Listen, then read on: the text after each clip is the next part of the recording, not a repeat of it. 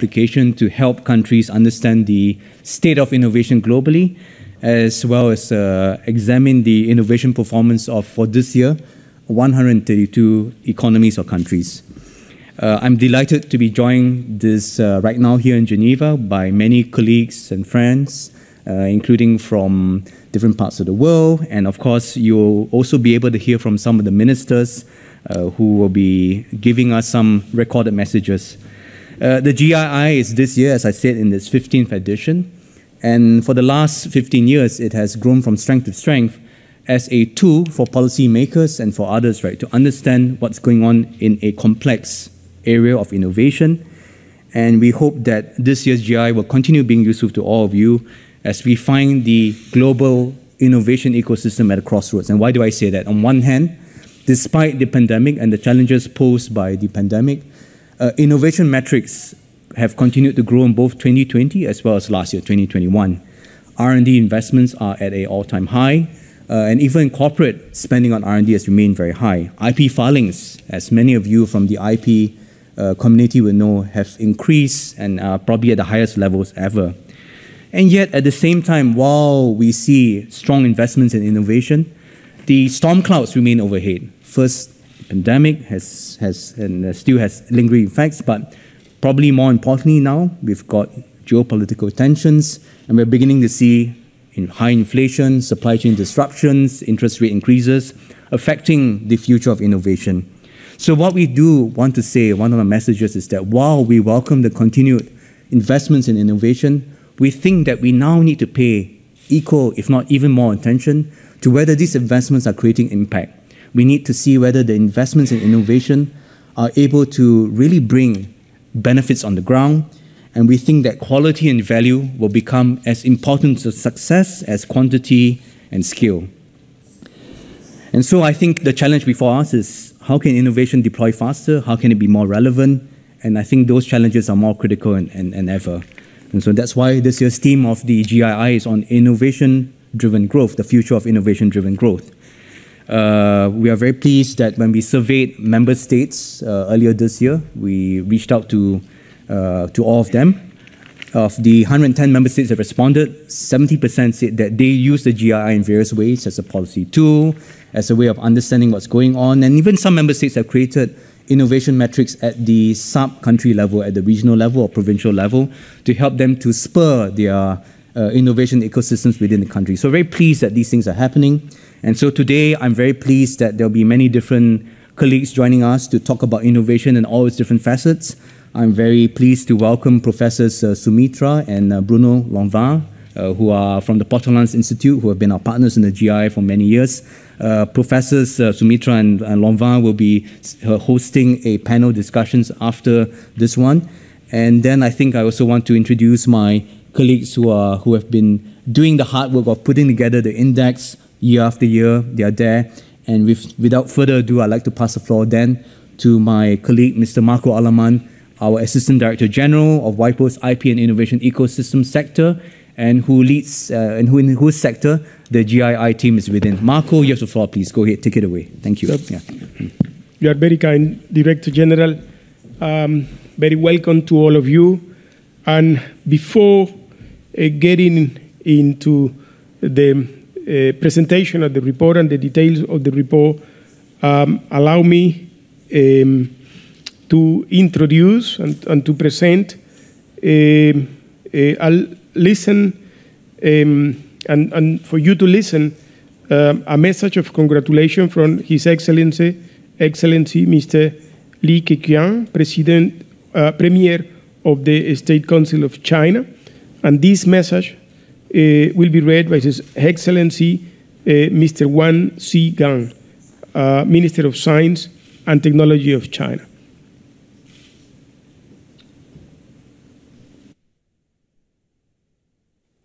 尊敬的邓洪森总干事、女士们、先生们、朋友们。 Distinguished Director General Darren Tang, colleagues, ladies and gentlemen, China has always attached great importance to science and technological innovation as well as IP right protection. On this occasion, Chinese Premier Mr. Li Keqiang has especially sent a message of congratulations for the launch of Global Innovation Index 2022. And next, I would like to read his messages to all of you. On the occasion of WIPO's release of the Global Innovation Index 2022, I wish to extend on behalf of the Chinese government warm congratulations to this launch event. Scientific and technological innovation is a powerful force driving the development and progress of human society. At present, the international and regional situations are undergoing profound and complex changes. The global economic recovery is visibly slowing, and the global development process is faced with much uncertainties and destabilizing factors. Meanwhile, our world is also witnessing the rapid development of a new round of technological and industrial revolution. To tackle global issues and challenges and promote world peace and development, it's imperative to seek new paths and solutions from STI. China attaches great importance to scientific and technological innovation. It has worked actively to integrate itself into the global innovation network and strengthen international cooperation on scientific and technological innovation process. China strictly protects IP rights and works with other countries to foster a sound ecosystem for innovation so that more countries and peoples will benefit from scientific and technological outcomes.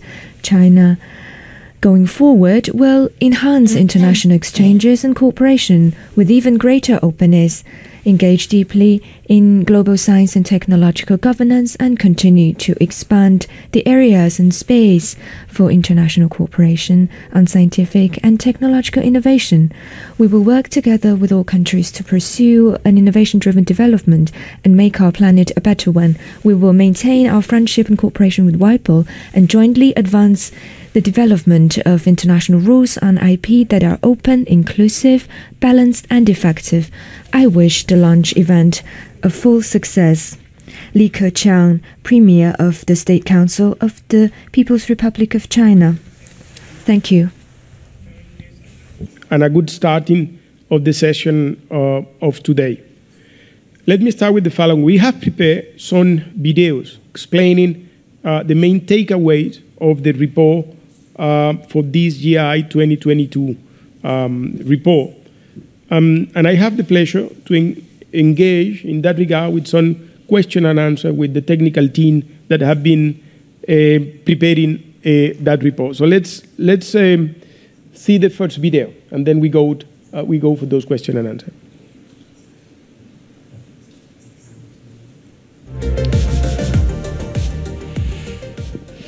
Investments in innovation are thriving, and people around the world are creating new technologies, new services, and better ways of doing things.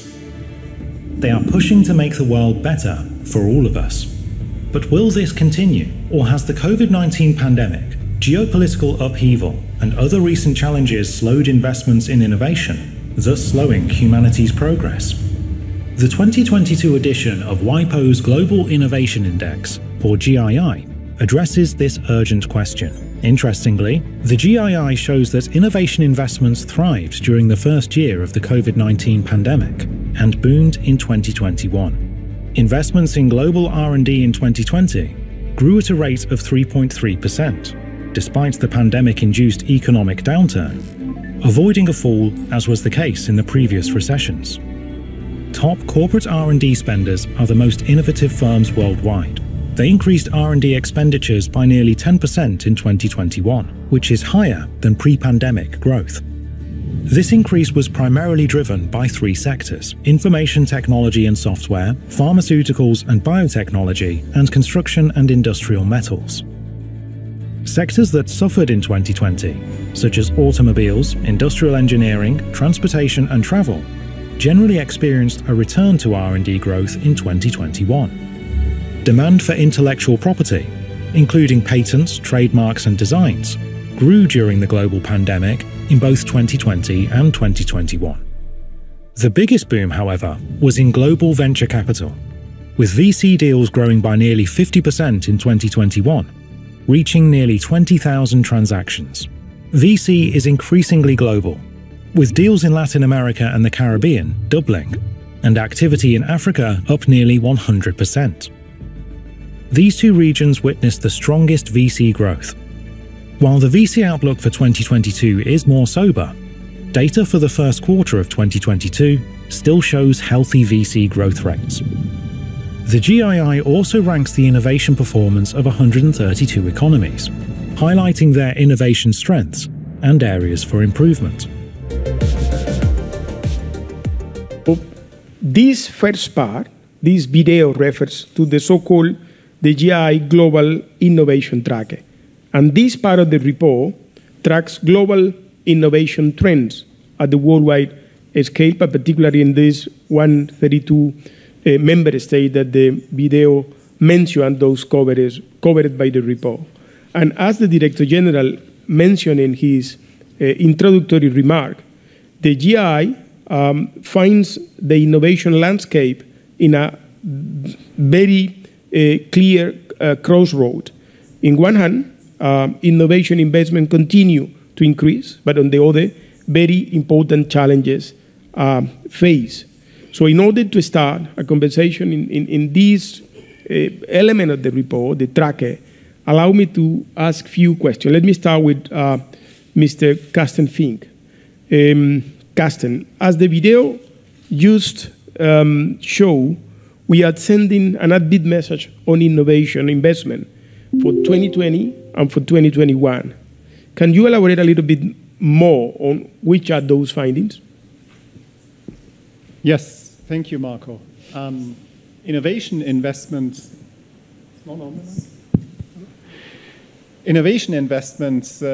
proved resilient in the course of the COVID-19 pandemic. In many ways, does not work? Okay, closer. So this way works. So in many ways, research and development and patenting performance defied the trend observed during past crises. They kept growing despite heavy declines in economic output. As the video just shown pointed out, there was a tremendous surge in risk finance all over the world, with the value of venture capital deals increasing by 130% alone in 2021. This is far higher than what we observed during the height of the internet boom in the late 1990s. Now, as we all know, that boom was followed by a devastating bust in which the valuation of tech companies declined by trillions of dollars. I'm afraid we may be in for a similar rough ride, at least in the short term. The boom in risk finance in recent years owes much to the loose monetary conditions put in place to support economies during the COVID years. Those have reversed with inflation having become the overriding concern of economic policymakers worldwide. And that in turn has prompted a drying up of risk finance. We actually now already have data for the second quarter of 2022, and that shows a decline of 30%. And similarly, if one looks at the valuation of tech companies listed on the US Nasdaq exchange, those have declined by around a third as well. It's likely that at least a good number of the startups created in recent years won't survive this funding drought.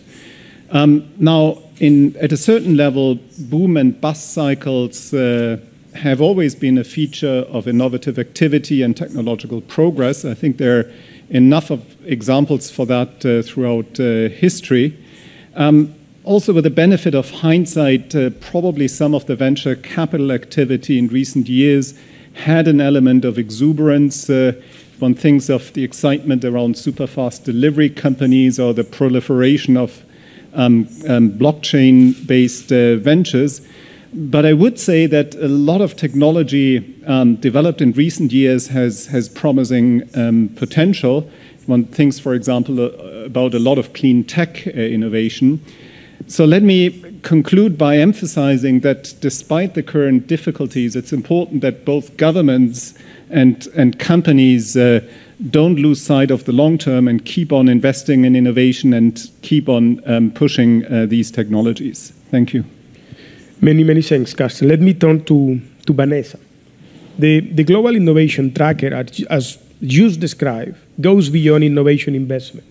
And it also refers and assesses, in particular, tech progress, adoption, and impact.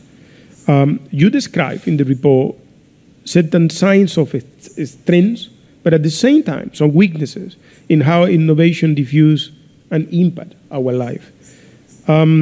What are, in your view, the main takeaways from the report?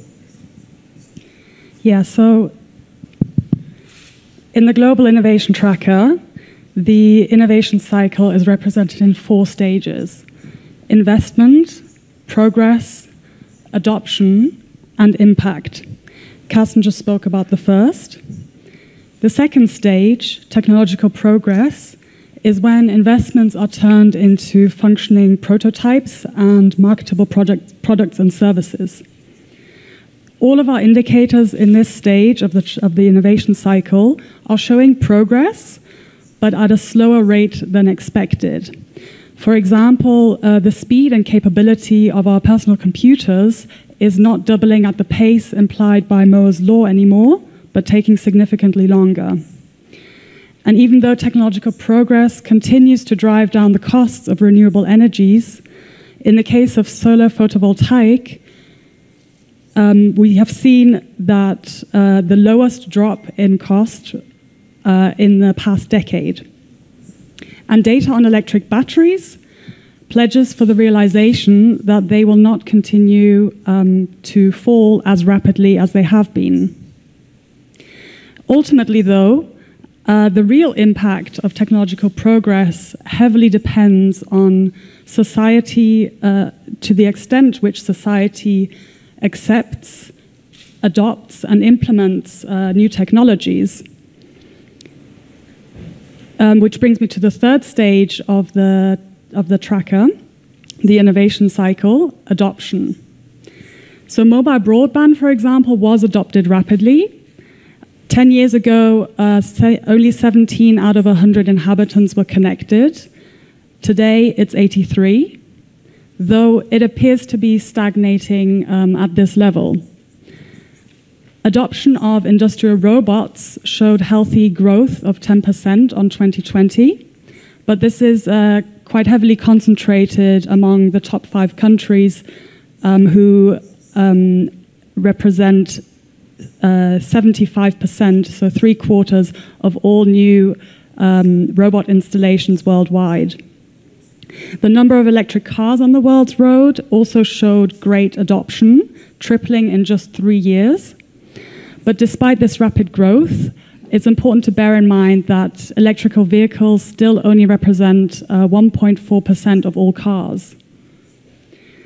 The fourth stage of the innovation cycle tries to capture in the aspect in which innovation actually impacts our daily lives. And historically, technological progress has been a key force behind sustaining economic growth, improved living standards, and also offering better health outcomes. But 2020 deviated from this trend in several aspects.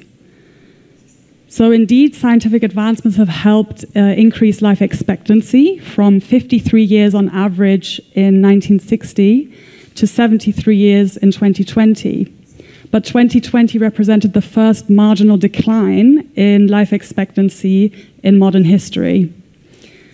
Productivity is another socioeconomic impact of innovation, going through somewhat turbulent times, but I'll leave that topic for the first panel, dedicated to this year's GII theme, so I'll let them explore that further. So just to summarize, according to the metrics used in the tracker, technological progress is slower than expected, adoption is healthy, but there is more potential, and socioeconomic impact of innovation is at a historic low.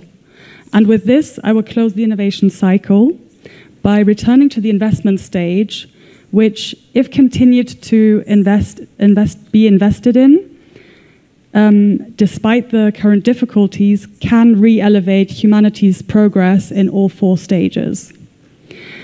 And we will now see one more video, a short clip on some further GII results.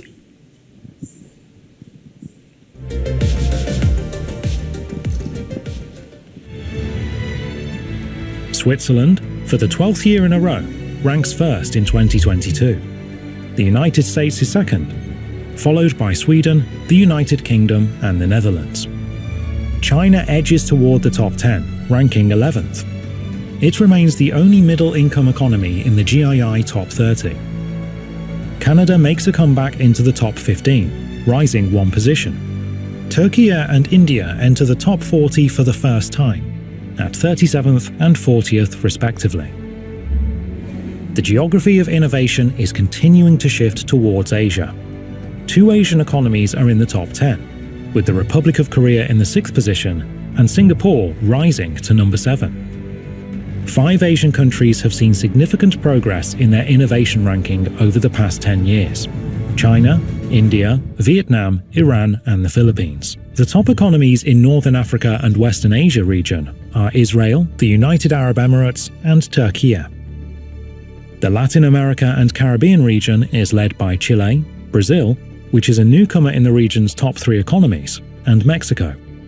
The Sub-Saharan Africa region is led by South Africa, Botswana and Kenya. This year, 26 countries outperform on innovation relative to their development, including newcomers Indonesia, Uzbekistan and Pakistan. These GII innovation outperformers include 8 from Sub-Saharan Africa, with Kenya, Rwanda and Mozambique topping the list. In Latin America and the Caribbean, Brazil, Peru and Jamaica overperform relative to their level of development. Great. As you described by the video, the GI 2022 ranked the innovation ecosystem of 132 economies worldwide. And as the video described, Switzerland, the US, and Sweden are the top global innovation economies in terms of the rankings that were you described.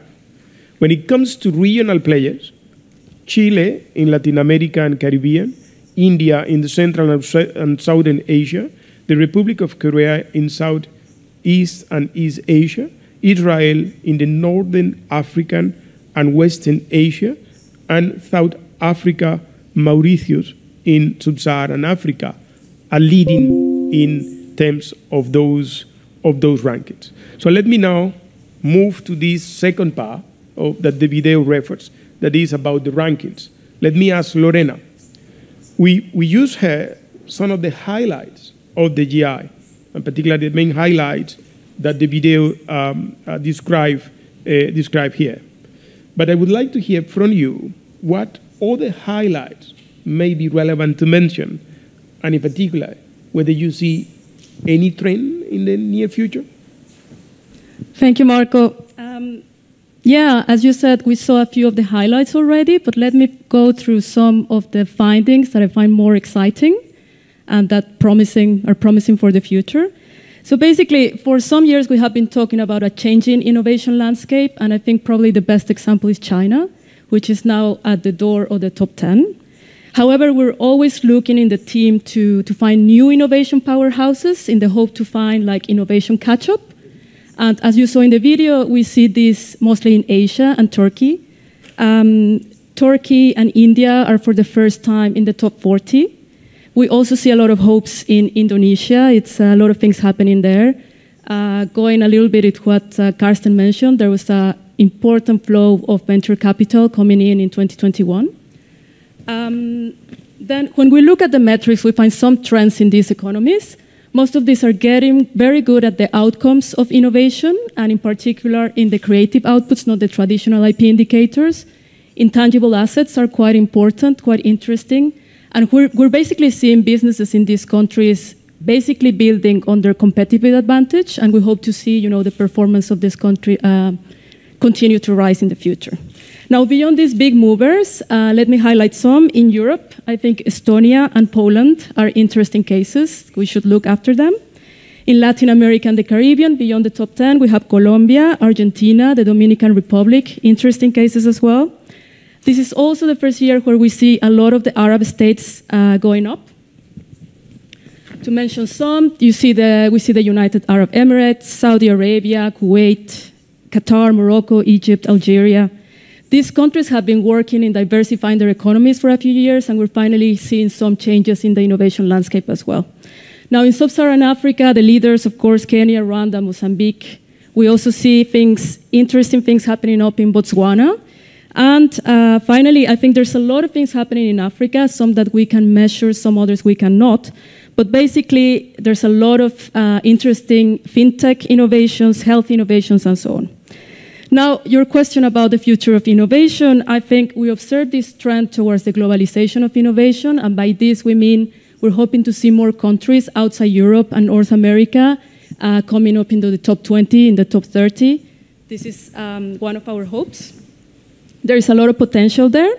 Now, will Switzerland lose its leading position? This is a question that we keep on being asked.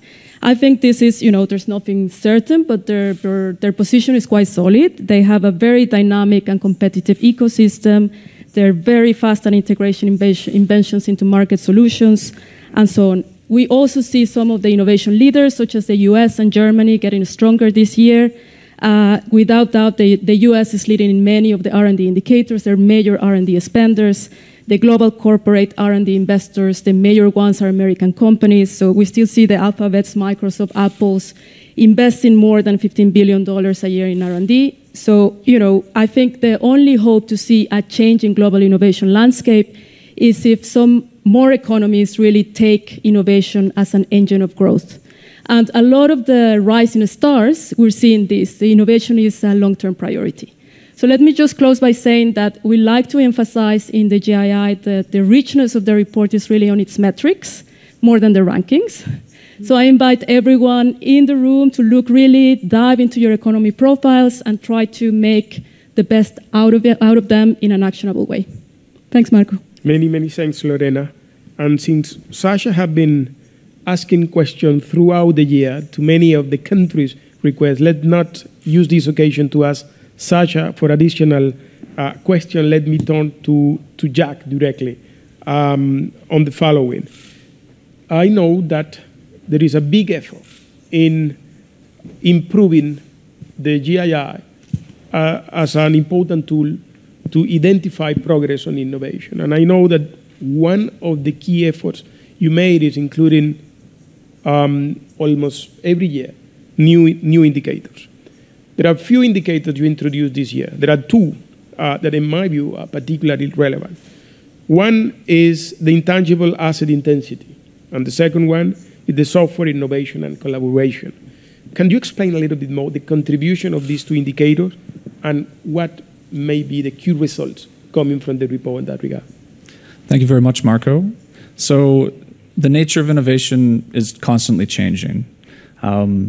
Just as there's a need to update the basket of goods underlying the CPI as consumer preferences change, there's also a need to update indicators to better reflect modern innovative activity.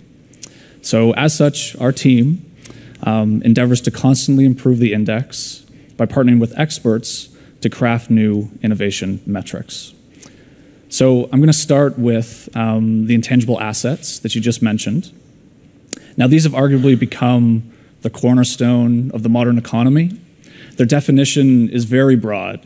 They can include things like consumer lists, non-compete agreements, use rights, trade secrets, and even things like artistic works.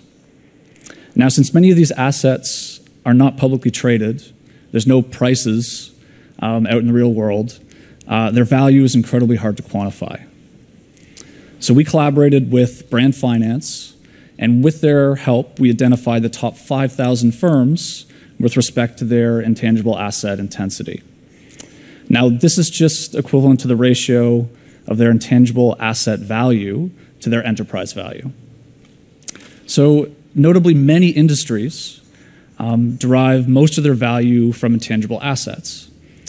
And these include industries like cosmetics and personal care, aerospace and defense, healthcare, and media. And each of these industries have intensities of over 80%. Global intangible assets have increased by about 174% during the past 10 years. And this is up to 74 trillion US dollars last year. Now, these gains haven't been equally distributed. Out of the top 100 firms by intangible value, over 2/3 of them are American. So for the specific indicator that we included in the GII, we calculated the mean intangible asset intensity for each economy. Now, the top performers tend to be high-income economies, including the US, Netherlands, France, the UK, and Germany. Outside of these, there are hotspots in other highly populated countries. These include places like China, India, Indonesia, as well as Mexico and Brazil. So now to move on to the second indicator that you mentioned, Marco, I'd like to highlight GitHub commit pushes received. Now, again, that sounds very esoteric, but essentially all I'm talking about here is a measure of national participation in software development. GitHub is the world's largest host of open source code, and in fact, we on the GII team use it to develop our analyses. Absolute commit pushes received were approximately 1.8 billion in 2021, and this represented growth of over 186% over the past 6 years. Similar to intangible assets, these increases were not equally distributed, however. The top 10 absolute contributors accounted for 60% of the increase. Top performers tend to be those with advanced industries. These include places like Singapore, Switzerland, the US, Sweden, and Israel. Now, outside of these areas, there appear to be coding clusters in Eastern Europe, Eastern Africa, and also in Asia. So just to wrap everything up, these indicators tend to consolidate the positions of high-income economies among the most innovative. And as a result, previous editions of the GII may have tended to actually understate the innovation advantages enjoyed by these economies. So thanks, Marco. I'll hand it back to you. Many, many thanks. And thanks to you all for this very interesting presentation of the main findings of the GII 2022 report. I would like to thank Carsten for leadership, and I would like also thank Sasha for leading the team of the Composite Indicator and Research section, and the whole team for the very good work and for the presentation of today. The full report and the press release are online for the global audience, so please feel free to take a look to the document. And you will see also some briefings for the 130 countries that are covered, which are available and which contain more detailed information of the main finding country by country. So now, let's move into the second part of this launching, and I would like to introduce a number of the ministers that kindly are joining us for this launching event today. So in that regard, let me present those ministers as using the following order. Let me first invite His Excellency, Mr. Paulo Alban, Minister of Science, Technology and Innovation of Brazil. Mr. Alban, you have the floor. First, it's a pleasure to be part of 2022 Global Innovation Index launch ceremony, and we will thank WIPO for the invitation. We're very happy to receive the results from the 2022 edition for the index and see that our efforts are bearing fruit. Brazil considers innovation an essential aspect for its economic and social development. And to face these challenges, it has launched in 2020 a national innovation policy, which has used, among others, the Index Global Innovation as a relevant source to identify our weaknesses and strengths. We've been able recently to secure more stable public funding for research, development, and innovation, which has allowed us to implement various new initiatives. Besides, we're also seeking to improve the governance of our national research and innovation system through a new law which is currently under public consultation. We're firm believers in the need for innovation to raise our productivity levels to higher standards. In fact, Brazil has a success story in its agriculture sector, which has been able to increase production much faster than the growth in arable land, thanks in large part of research and development effort. We understand that in the near future, digital technology will be a key driver in innovation and productivity growth. For that reason, we're currently updating our digital transformation strategy, which will be launched shortly. Besides, Brazil has become a benchmark in the areas of digital government, being considered a GovTech leader in a recent study by the World Bank. We're also strengthening our focus on fostering deep science projects, not only by means of targeted financial grants, but also by supporting so-called deep tech startups. These initiatives will be particularly relevant in a scenario of climate change, which demands new innovative solutions in order to foster renewable energies, sustainable agriculture, native forest preservation, among others. We consider the work of WIPO concerning the Global Innovation Index a fundamental step in order to foster countries to improve their innovation ecosystem, and we cherish our long-term partnership. We've been working together in order to improve the accuracy and timeliness of the data available for the Global Index Innovation, including the realization last May of a joint workshop between the organization and representatives from various Brazilian ministers. Therefore, we thank WIPO for the joint collaboration, and we look forward to deepening it in the future. Thanks for the collaboration. Many thanks, His Excellency Mr. Alban. And let me now invite His Excellency Mr. Wang Shigan, Minister of Science and Technology of China. 尊敬的邓洪森 Distinguished Director General Darren Tang, colleagues, ladies and gentlemen, dear friends, it's my great pleasure to join the launch of the Global Innovation Index 2022. Just now, Mr. Li Keqiang, Premier of China State Council, sent a congratulatory letter to today's launch, expressing the will of the Chinese government in enhancing STI cooperation with other countries, as well as our sense of responsibility in jointly advancing global science and technology development and building our beautiful homeland. Since its inception, WIPO has been committed to leveraging the role of IP in stimulating innovation.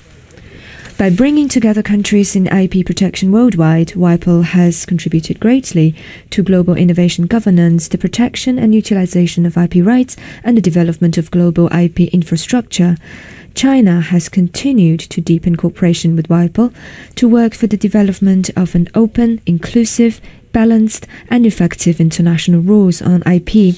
In 2020, the Chinese Ministry of Science and Technology renewed the MOU with WIPO to carry out multi-dimensional and in-depth cooperation in a variety of areas, including innovation, performance evaluation, and technology transfer from public R&D institutions. The Chinese government attaches great importance to STI, taking innovation as the primary driving force for development, and implements an innovation-driven development strategy. In the past 10 years, China's S&T undertakings have undergone historical and overall changes, and their landscape has evolved significantly.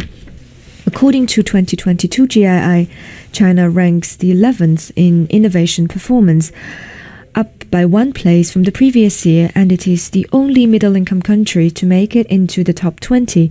In 2021, China's total R&D expenditure reached 2.8 trillion RMB, accounting for 2.44% of GDP. Meanwhile, China ranked among the world's top in terms of invention patent filings and grants and PCT applications. China actively promotes global STI cooperation and jointly implements global development initiative. We have always acted on the principle of openness, inclusiveness, mutual benefit in global STI cooperation and continue to deepen bilateral and multilateral exchanges and cooperations and innovation dialogues. We have produced fruitful results in areas such as climate change, food security, and life and health. China is not only an important participant in global frontier technological development, but also an important contributor to solving global problems. At present, the world is undergoing rapid changes unseen in a century, coupled with COVID-19 pandemic. Technological innovation is not only a key variable in the century of changes, but also a positive and vigorous force for general good. China cannot achieve innovation development without the world, and the world, vice versa, cannot do it without China. China will promote openness and cooperation, expand the vision, and integrate into global innovation network, and strive to build a new pattern of STI openness and cooperation on a broader scope. We would like to build a closer relationship and partnership with old and new friends, so that Chinese scientists and researchers can join hands with their colleagues across the world in dealing with global changes and provide stronger technological support for building a community with a shared future for mankind. In the end, I wish this event a full success. Thank you. And let me invite His Excellency Mr. Piyush Goyal, Minister of Commerce and Industry of India. Friends, it is indeed a pleasure to join you for the launch of Global Innovation Index 2022 by the World Intellectual Property Organization. GII has established itself as a tool for governments across the world to reflect upon policies and their impact. GII has, over the years, recognized India's continuous rise due to the progressive initiatives taken by the government and industry working hand in hand. We have come a long way from the 81st spot in 2015 to the 40th spot this year. We were 46th last time the ranking was done. We have also maintained the first rank in ICT services exports over the years. I would like to thank WIPO on behalf of 1.3 billion Indians. Innovation has been a catalytic force for the economy and society. Though innovation implies novelty, it is also rooted in tradition for us in India. Ancient scientific knowledge, including the Vedas and traditional medicines, are a testament to India's innovative spirit. We established the first of its kind Global Center for Traditional Medicines in collaboration with the World Health Organization, representing India's ancient scientific prowess. As the importance of the knowledge economy grows, innovation will lay the roadmap for development in India. We have been working to strengthen research and development across sectors as amplified by Prime Minister Shri Narendra Modi's clarion call to make innovation our nation's mission. Agility, enthusiasm, and energy of our youth is powering the startup ecosystem. India today is the third largest startup ecosystem and is home to over 100 unicorns. The startup revolution has spread across India. Over half the startups are from remote small towns. Incubation, handholding, funding, industry-academia partnership, and mentorship have stirred the entrepreneurial spirit across the country. We embarked on the Digital India journey in 2015 and have set up a goal of $1 trillion digital economy in the next few years.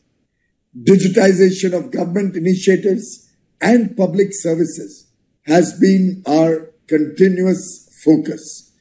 Digital technologies are employed in many sectors, mapping capital assets using GIS technology to revolutionizing payment systems through UPI.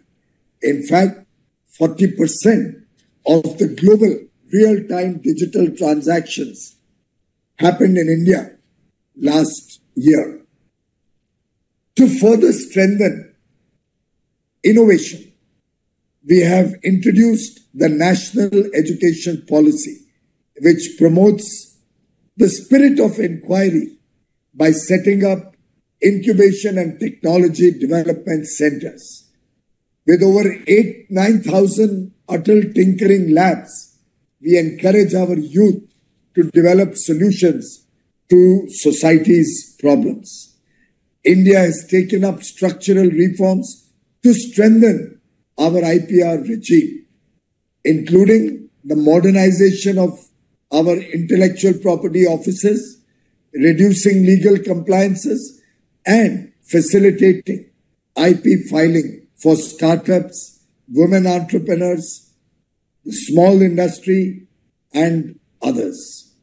Domestic filing of patents registered a 46% growth in the last 5 years.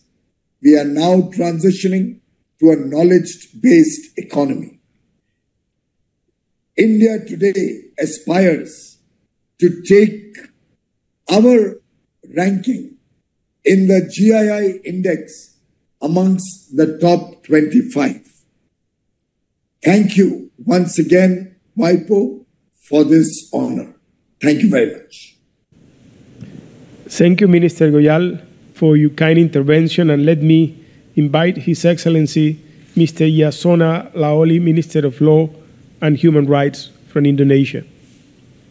Excellency, Director General of WIPO, Mr. Darren Tang, Excellencies, distinguished speakers and participants, warm greetings from Indonesia. I wish to start by extending my appreciation to the World Intellectual Property Organization for the acknowledgement bestowed upon Indonesia as one of the highlights of this important event. The Global Innovation Index is a unique and important tool to guide policymakers and businessmen in devising policies related to innovation. The index becomes ever more important today as it helps the global community in charting ways to ensure that we emerge stronger from the pandemic and ready to face present and upcoming challenges, realizing better future for all. Innovation is an integral in our efforts to recover together, recover stronger, in line with Indonesia's G20 presidency's theme this year. I am proud of Indonesia's performance in the Global Innovation Index this year. It climbed 12 positions, making it one of the top performers in this year's index. Yet, we still need to work very hard to achieve a better rank in the years to come. The leap reflects our vision, unveiled by the President of Indonesia in 2019, for Indonesia to be a developed country by 2045. To this end, in line with the Global Innovation Index policy, focus on productivity revival through an innovation-driven economy, And to achieve its vision of 2045, Indonesia is prioritizing the increased level of productivity through more technology-intensive goods and services supported by comprehensive policies to improve innovation capabilities and economic complexity. One of our strategies is the Making of Indonesia 4.0 roadmap. The roadmap focuses on strengthening economic transformation towards innovation-intensive goods and services, improving labor productivity, and boosting innovation capabilities through higher R&D expenditure up to 2% of GDP. A series of policies are being launched and implemented, including direct government intervention and investment, as well as indirect support through fiscal policies and other incentives. Indonesia understands that harnessing the potential of digital age cannot be driven by industrial policy alone. Sustained growth must be characterized by deep internalization of innovation-based activities on a broad scale, including special attention to the future area of growth that includes life sciences, agri-food, and energy transition in the backdrop of deep science waves today. These are the three major areas within the Making of Indonesia 4.0 roadmap to materialize higher productivity and economic transformation in our transition from a factor-driven economy to a full innovation-driven economy. Apart from the focus on frontier technology and solidifying a full innovation-driven economy, Indonesia also focuses on creativity as another major source of growth and development. In Indonesia alone, the creative economy sectors contribute to more than 7% of the GDP of Indonesia's $1 trillion economy, with an export value exceeding $20 billion. Moreover, it employs more women and youth than any other economic sectors. We need to ensure that the creative economy sectors will remain essential among the most dynamic sectors within our economy. Indonesia also supports the creative economy sector in leveraging innovation and creativity through intellectual property. Our latest innovative policy is the issuance of government regulation on IP-backed financing in order to regulate the use of IP as collateral in financing mechanism. Director General, distinguished participants, in a changing global context, accumulating innovation capabilities is the key to sustained productivity growth and economic development. Innovation plays an increasing role in our economies, including Indonesia. This is why the GII really matters. We salute WIPO and its partners for the excellent work done on the Global Innovation Index. The index has and will continue to help us in redefining our identity as an innovative nation, realizing our ambition to be a global powerhouse of ideas, knowledge, innovation, and solution to global challenges. Thank you. Thank you, Minister Lawali, for your kind contribution, and let me invite His Excellency, Mr. Riyad Messour, Minister of Industry and Trade, the Kingdom of Morocco. Excellencies, ladies and gentlemen, it's a great honor for me to take part in the launch of the 2022 edition of the Global Innovation Index, especially since the Kingdom of Morocco has achieved a fair increase of 10 places this year. This performance demonstrates the dynamism and resilience of our economy, particularly in a context of war, of crisis, health crisis, environmental crisis, and war in Europe, as well as our ability to turn the challenges of this crisis into opportunities.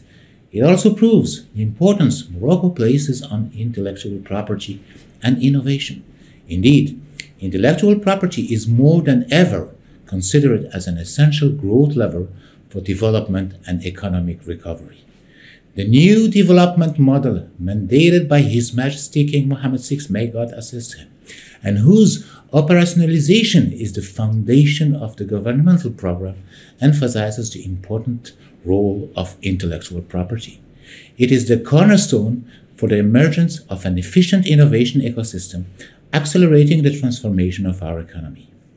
Our ambition that every citizen in Morocco or abroad contributes to the creation of wealth in our country, in our continent, in our region, in the world, through his skills, ideas, and talent.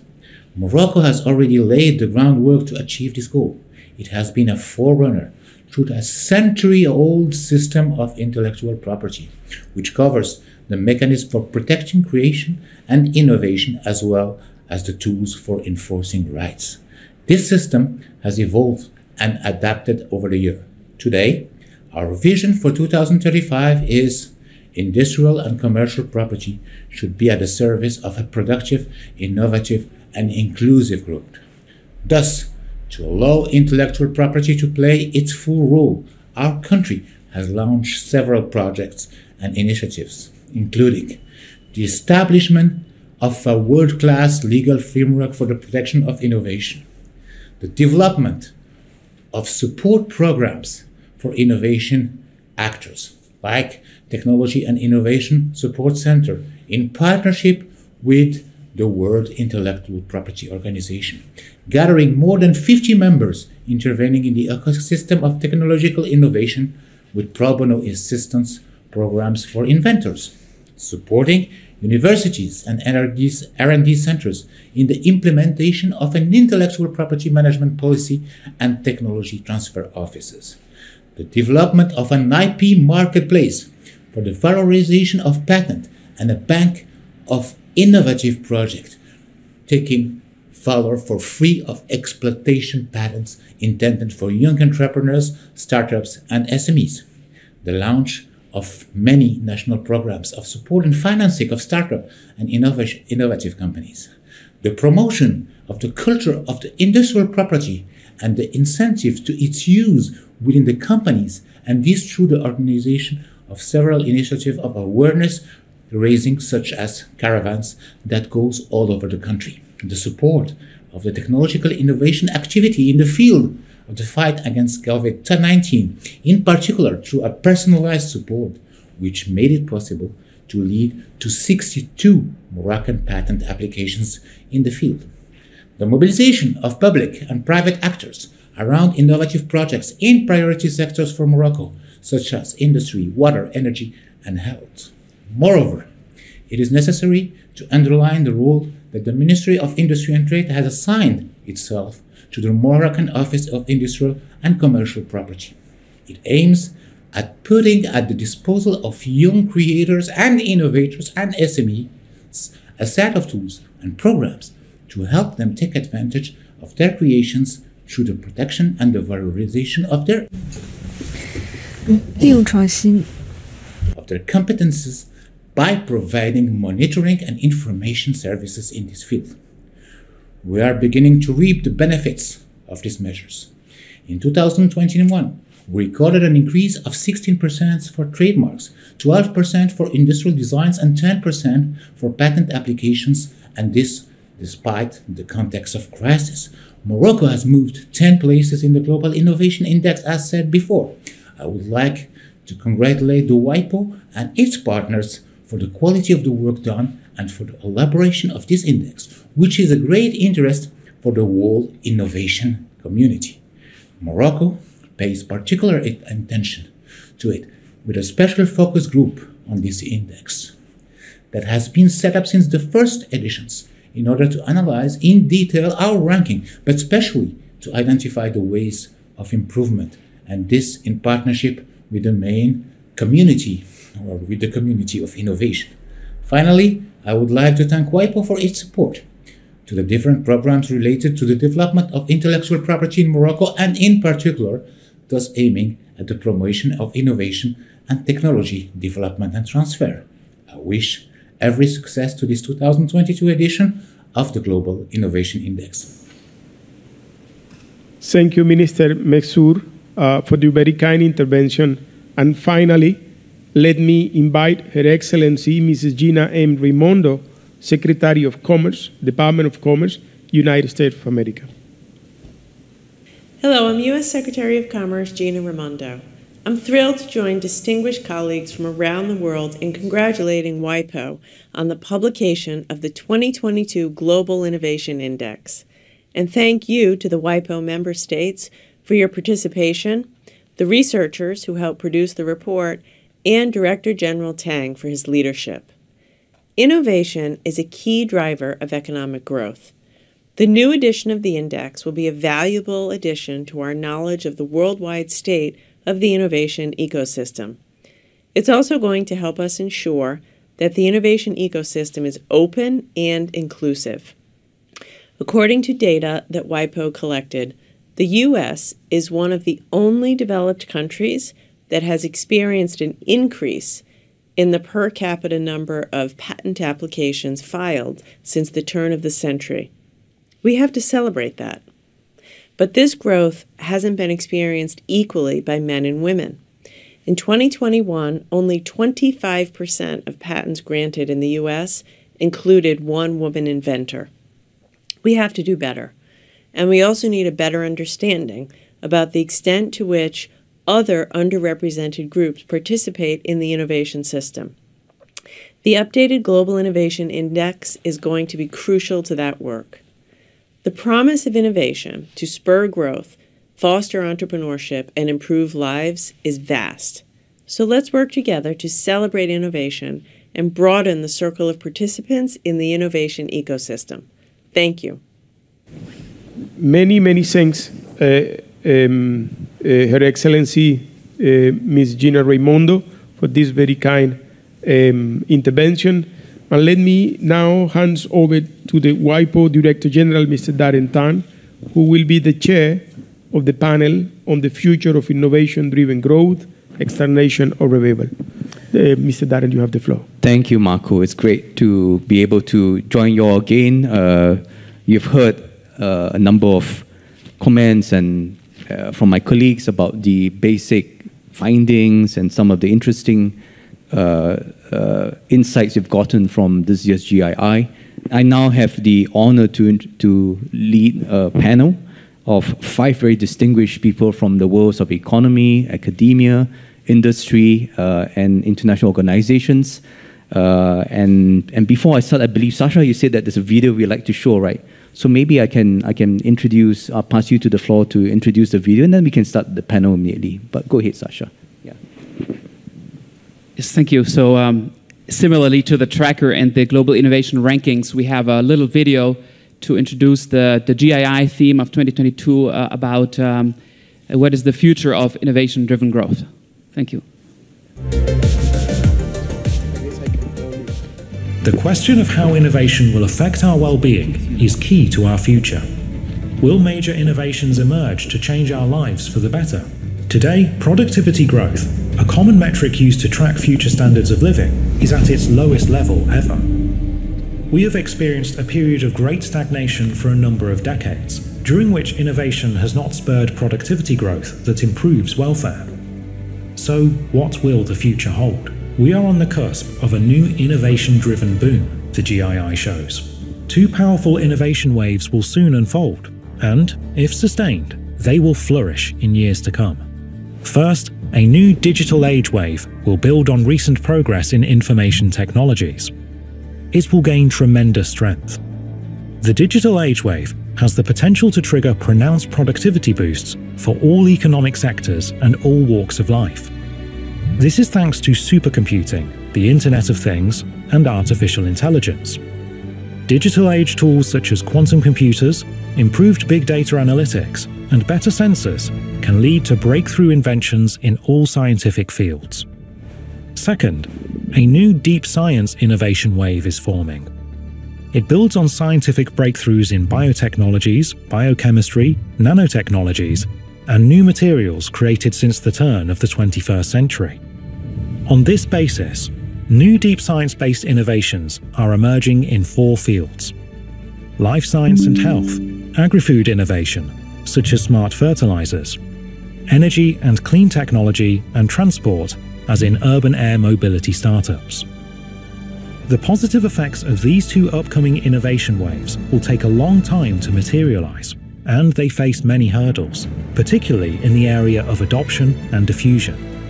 Government policy has a key role in enabling these innovations. This includes funding research, facilitating technology transfer, addressing inequalities of innovation access at all levels, and closing skill gaps in the fields of data science, IT, and natural science research. On balance, if adoption of new deep ICT and science innovations can ramp up quickly, innovation-driven productivity growth and its effects on our well-being will be high. Will this happen? The signs are optimistic, but only the near future will tell. Thank you. With that frame, I think we are now in a very good position to kick off this panel. And I will start with asking Dr. Lucia Foster, Chief Economist of the U.S. Census Bureau, who's joining us online. Lucia, welcome. Welcome to the GII launch. Who's a leading economist on productivity matters, to share her thoughts on the meaning of low productivity growth that has been mentioned, observed in the GII, mentioned in the video that we just seen. Lucia, we have seen the Indonesian minister mention productivity as a key element of Indonesia's growth. What are your thoughts on the low productivity growth that we have seen? Is it meaningful? Is it a out-of-date metric, or is it still relevant? And perhaps share with us your thoughts as well as how would you evaluate the promise, right, of the two pending digital and deep science waves. Are there ways to measure it? What can we do to understand its impact? Thank you. Go ahead, Lucia. You have the floor. Okay, great. Thank you so much. And thank you very much for everybody for inviting me to talk on this and for everybody who helped make this possible. Just a quick disclaimer, the views are my own and do not represent the Census Bureau. So that was a great starting question. To me, productivity remains a meaningful metric. But as the report very nicely points out, its relevance depends upon the question being asked. While it may not tell us all we need to know about the drivers of living standards, understanding the connection between innovation and productivity is very important. The report notes some measurement reasons that we might lead to lower measured productivity, which is a concern for all of us, which likely do play a part, but I'll focus more on another potential reason the report notes: the possibility of a lag between innovation and productivity growth, as it takes time for an innovation to be adopted and for this adoption to be diffused across the economy.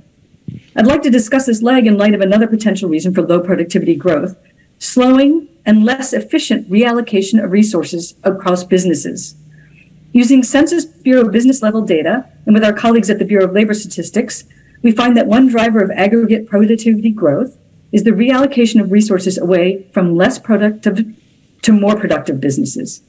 This reallocation takes place as new businesses enter, high productivity businesses grow, while low productivity businesses contract, and some may even exit. Reallocation is an important mechanism because there are large, persistent differences in business productivity levels, even within narrowly defined industries. Let's call these productivity gaps. Empirically, we show these gaps can be very large. These gaps in productivity can reflect many things, such as technology adoption, managerial ability, and barriers to entry. And they can also reflect innovation. And when there's an innovation, the impact on productivity growth is complicated because of the experimental nature of innovation. In empirical work, we find evidence that innovation leads to productivity growth, but with a lag. So intuitively, imagine there's an innovation in industry. This pulls business entrants into the industry. And during this time period, the businesses that have entered and the businesses that are picking up this new innovation are experimenting with it. Some are doing a great job, so they're at the top of the productivity distribution. But others are not doing such a great job. They're at the lower end of the productivity distribution. So the gap between the businesses may be pretty high now, and it could be that the productivity growth may actually go down because it may be that the businesses that are having trouble with the experiment are actually overwhelming the impact of the businesses that are successful. Next, there's a shakeout time period where the reallocation happens. Those businesses that are doing well continue and grow. Those businesses that are not doing well may shrink and may actually exit. Now the productivity gap narrows. Businesses that have been at the lower end of the productivity distribution have shrunk or exited, and now aggregate productivity growth may actually increase at that point. So thus, there's been a lag in productivity growth in response to innovation. In the US, we've seen changes in the quality and quantity of this important reallocation. We have seen some evidence that reallocation has become less efficient. That is, it's not always leading to the least productive to exit. We've also seen declining entry rates, so there's less reallocation. We see this when we're looking at annual data, but we have some experimental new weekly data that suggests that this series of business applications are very high, and that may lead to a lot of new entry in the future. So I think that's my answer of, the low productivity growth is meaningful. And here's some reasons why we think it might be happening. I think it's an important metric. And then I think you had a second question. Which is about deep science and digital. Are there ways to measure the impact? Are there ways to understand these two trends? And what were your thoughts on that as someone's an expert in this area? Yeah, absolutely. Great question. So the report describes two pending innovation waves, and the video just did a great job about that. Digital and deep science. I found the discussion about the deep science innovation wave very interesting, timely and persuasive, especially in light of COVID. My experience is a little bit more on the digital side, so I'm going to talk a little bit about that, about the digital innovation wave and the difficulties with the challenges with measuring it. And the thing is that measuring the digital wave is probably easier than the deep science wave.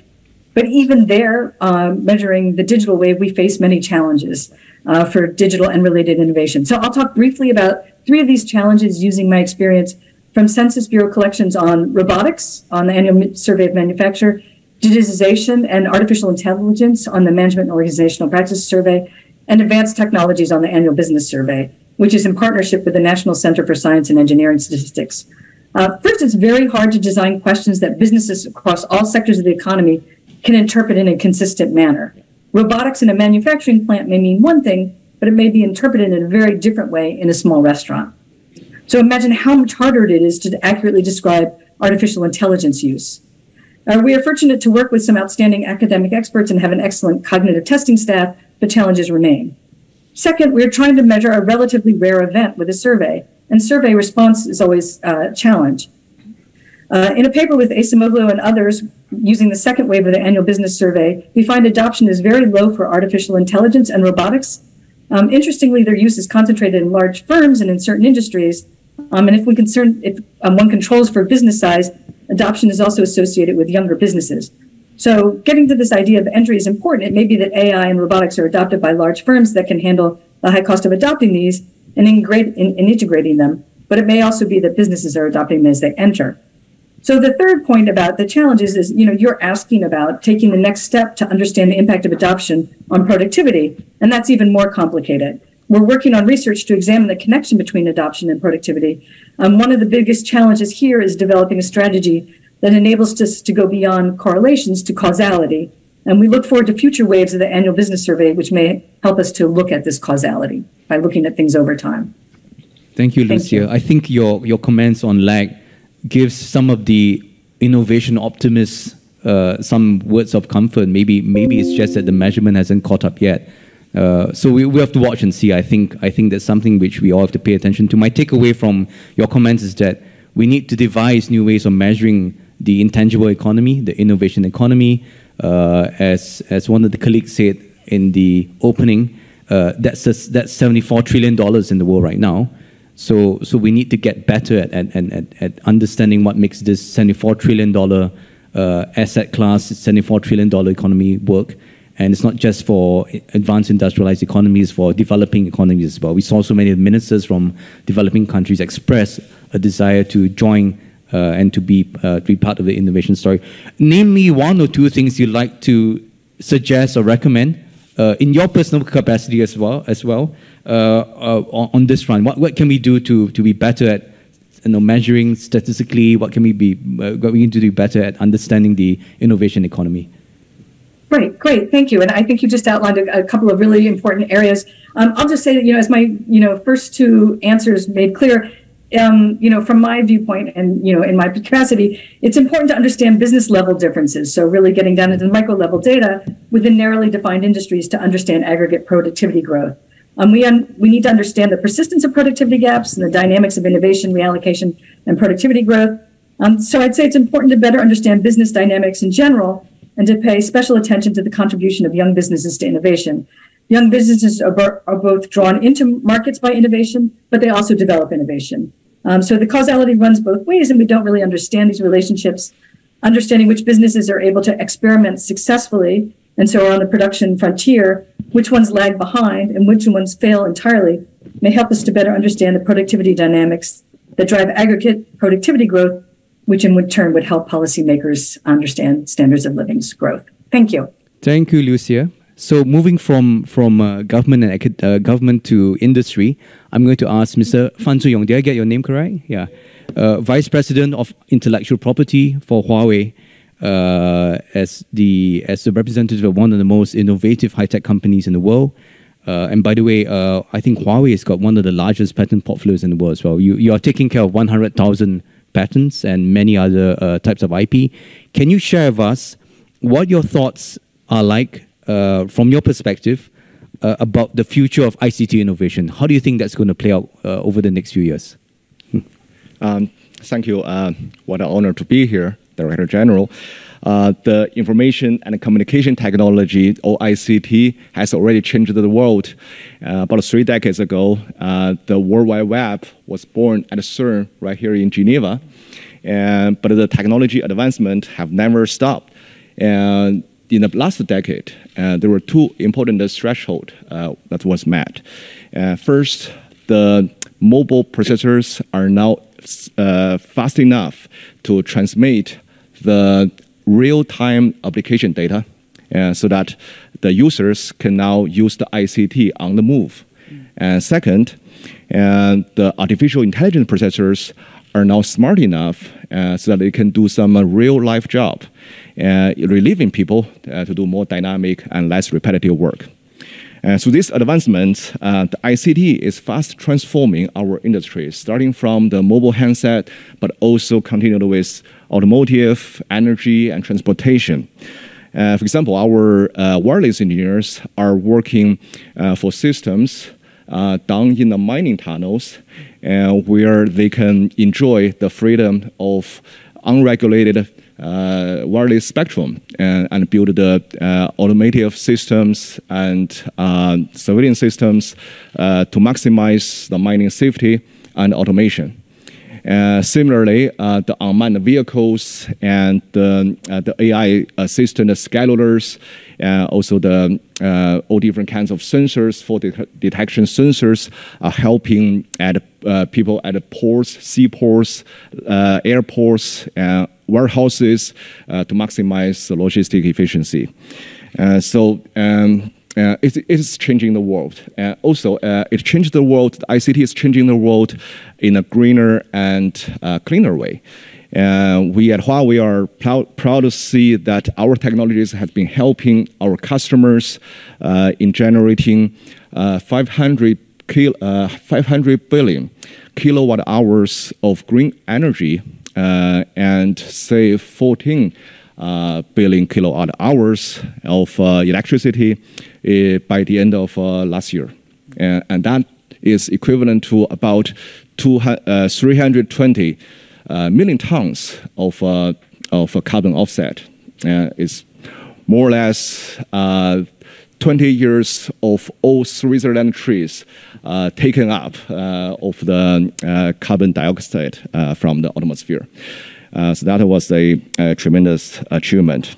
And I think I want to also say a few words about a deep science wave. It's here.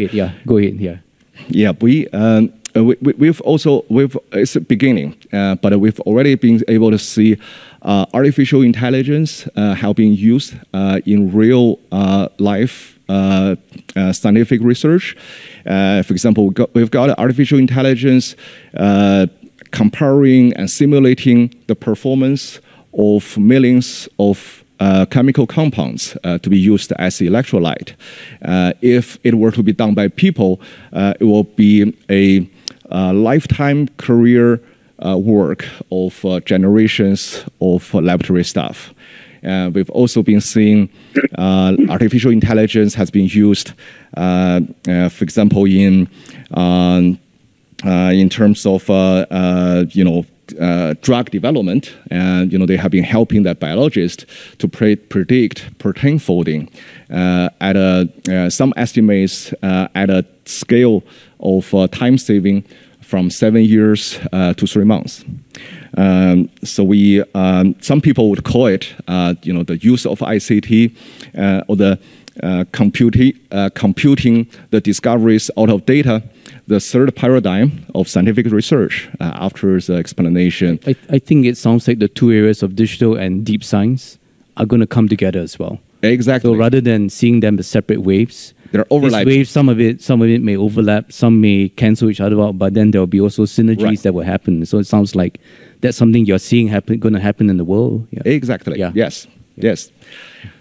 Can I ask one question, which is, in front of you are many policymakers and many representative governments. From your perspective as a big technology company, what would you like to see, governments do more of? China has been, of course, very successful in the GII this year, 11. But what would you like to ask governments to do so that that they can pay more attention to the impact of innovation? I think the ICT is changing not just our ICT industry, but also the innovation landscape. It's very important. For example, the software development has been changing. In a connected world, the software can be developed everywhere, and it's, we build hardware, but it's the software actually solve real-time, real-life people's problems.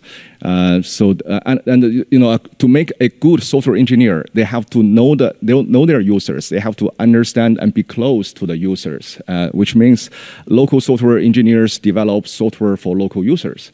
And in our world, in the connected world right now, the software can be developed anywhere, and with some estimates, I think it was done by IDC by the year of 2024, about 500 million software applications and services would be developed, and that equals that is beyond the total number of software ever developed in the past 4 decades. So the innovation landscape accelerating as well, yeah. Yeah, exactly. Yeah. So this is a good opportunity. It's an opportunity for all countries. So I think I don't want to understate the importance of ICT. I think first of all, it has to be a collaboration of engineers across borders. Mm-hmm. So I think the first policy we would advocate would be a freer world for scientific research exchanges and also data sharing. And second, we would advocate for stronger ICT investment, because estimates has already shown that $1 of investment into digital technologies can be converted to $20 in GDP growth in the past 3 decades. Right. And finally, but not least, we advocate for stronger IP protection. And the intellectual property or the innovation is a risky endeavor. It's a long-term investment. You invest and you wait for the return after years. Yeah. So without the IP protection, the innovation won't sustain.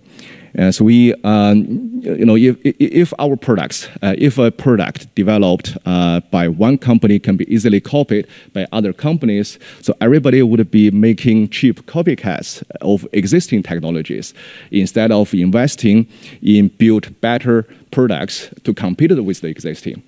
And so it's as simple as that. And if companies cannot collect royalties to compensate their billion-dollar research and development in the open standard, then no companies would be doing that, because it will be basically contributing your best technologies to be freely used by the world. That's the all the standardization is about.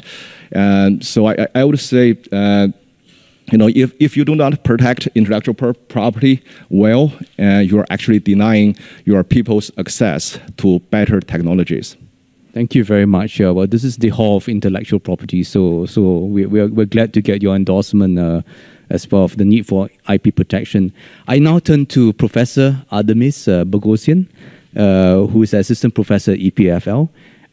She has expertise in material science and chemistry, and now she's doing research in various foundational applications. Professor, as a leading scientist in these areas, and I'd like to know more your thoughts about the 2 waves that we talked about, deep science, digital. We talked with Mr. Fan about the merging of these 2 waves and how they reinforce and work together. What do we need to do, or what do you see about what can we do to unlock the potential of these 2 waves and to change people from being pessimistic to optimistic? Thank you. Well, thank you for the introduction and the opportunity to share a bit more of the academic perspective. Actually, I want to echo what Mr. Fong said. It's exactly the landscape in academia that these two waves are synergistic. They're no longer really separated. Right. But to get back on the idea of two waves, so we have two waves, a digital wave. The digital wave, which is characterized by investment in IT infrastructure and technology. And we have the deep science wave, which encompasses the large variety of advancements we've had in areas that span biology, mobility, agriculture, and energy. Now, the deep science wave, although it's been many years in the making, it's actually still in its infancy.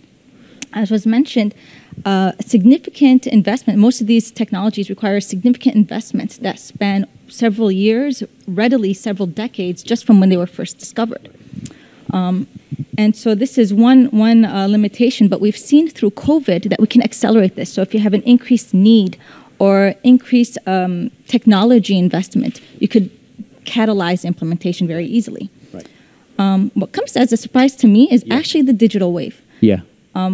We have a generation here of people who haven't experienced life without digital technology. This very discussion we're having is being posted on the digital web of WIPO. Exactly, yeah. And yet we don't see an uptick in productivity. And my opinion is that it's only a matter of time, and I think that was also... Okay, so you're an optimist, huh? Yeah. I am an optimist. I have to be. I'm a scientist, and I think this is what drives our science. So it's only a matter of time, and COVID actually made this very clear. We could see industries that were more readily available to adapt these digital technologies outcompete the industries that were less adaptive. And I think this is a positive sign that we are just at the brink of this wave. And with artificial intelligence, the possibilities are limitless. Are you seeing that in your research? Are you using that in your research more and more? It's being used in chemistry, it's being used in materials. It's not a purely digital technology anymore. And this is the beauty of it. And when we look at productivity is not only about increasing output, but it's also about decreasing input. And although we're still far from AI completely replacing humans and making decisions for us, what it does is it unlocks the opportunity to possibly sustain all of basic life functions from using little to no human work at all. And I think that's really exciting. Very powerful. Can I ask for your one recommendation to the audience here, what we like to see from them, member states especially? So, since you have a direct line to them now through this. So actually one of the things I'd like to recommend is the idea of cost neutralization. So a lot of these technologies that are coming to the market, the old technologies, have these hidden costs, these hidden environmental costs, these hidden carbon costs. And essentially what happens is that the market price does not reflect the actual cost of making these. And this is not just energy technologies. This is also chemical products that we see. And so what we are in a state right now where we're actually subsidizing the old technologies at the expense of innovative technologies that do not have these costs. So maybe that impacts on the uptake of new technologies as well, because that increases stickiness of the old technologies, because that's what, Lucia was mentioning about, that's what we observe in the data. Okay, interesting. Interesting. Thank you so much, Professor. I turn now to one of our guests who's joining us online, Ms. Jessica Sinnott, board member of the Intellectual Property Owners Association, IPO, and Vice President, Associate General Counsel, and Chief IP Counsel at DuPont, which is, of course, one of the most innovative companies in the world for a long time. Jessica, welcome to the GII. I wanted to ask you, again, from the industry perspective, but from a deep science perspective, what would you think, why do you think, or if at all, this is a special time for innovation, and as opposed to the past? Do you think there's a difference from the past? I think we heard some people talk about the merger of the digital and deep science. And what do you think has improved, if at all, in the innovation ecosystem that we're making progress in some of these areas? Go ahead, Jessica. Thank you, and thank you for inviting my participation in this conference. The Global Innovation Index report is great work, and it contributes to our collective understanding of global innovation productivity, and especially through conferences like this where we're sharing ideas. The present time, in my view, has new drivers of innovation, and they were not in place before for an innovation company in the deep science field, where technology solutions are based on substantial scientific or engineering challenges. And this was mentioned in excellent detail in Ms. Foster's talk. Like Ms. Baghassan, I'm an optimist. And first, I see two things. First, the public has a strong desire for sustainable products. Right. And second, we all see every day a critical evaluation of the suitability of existing products. And this leaves unmet needs for innovations to fill.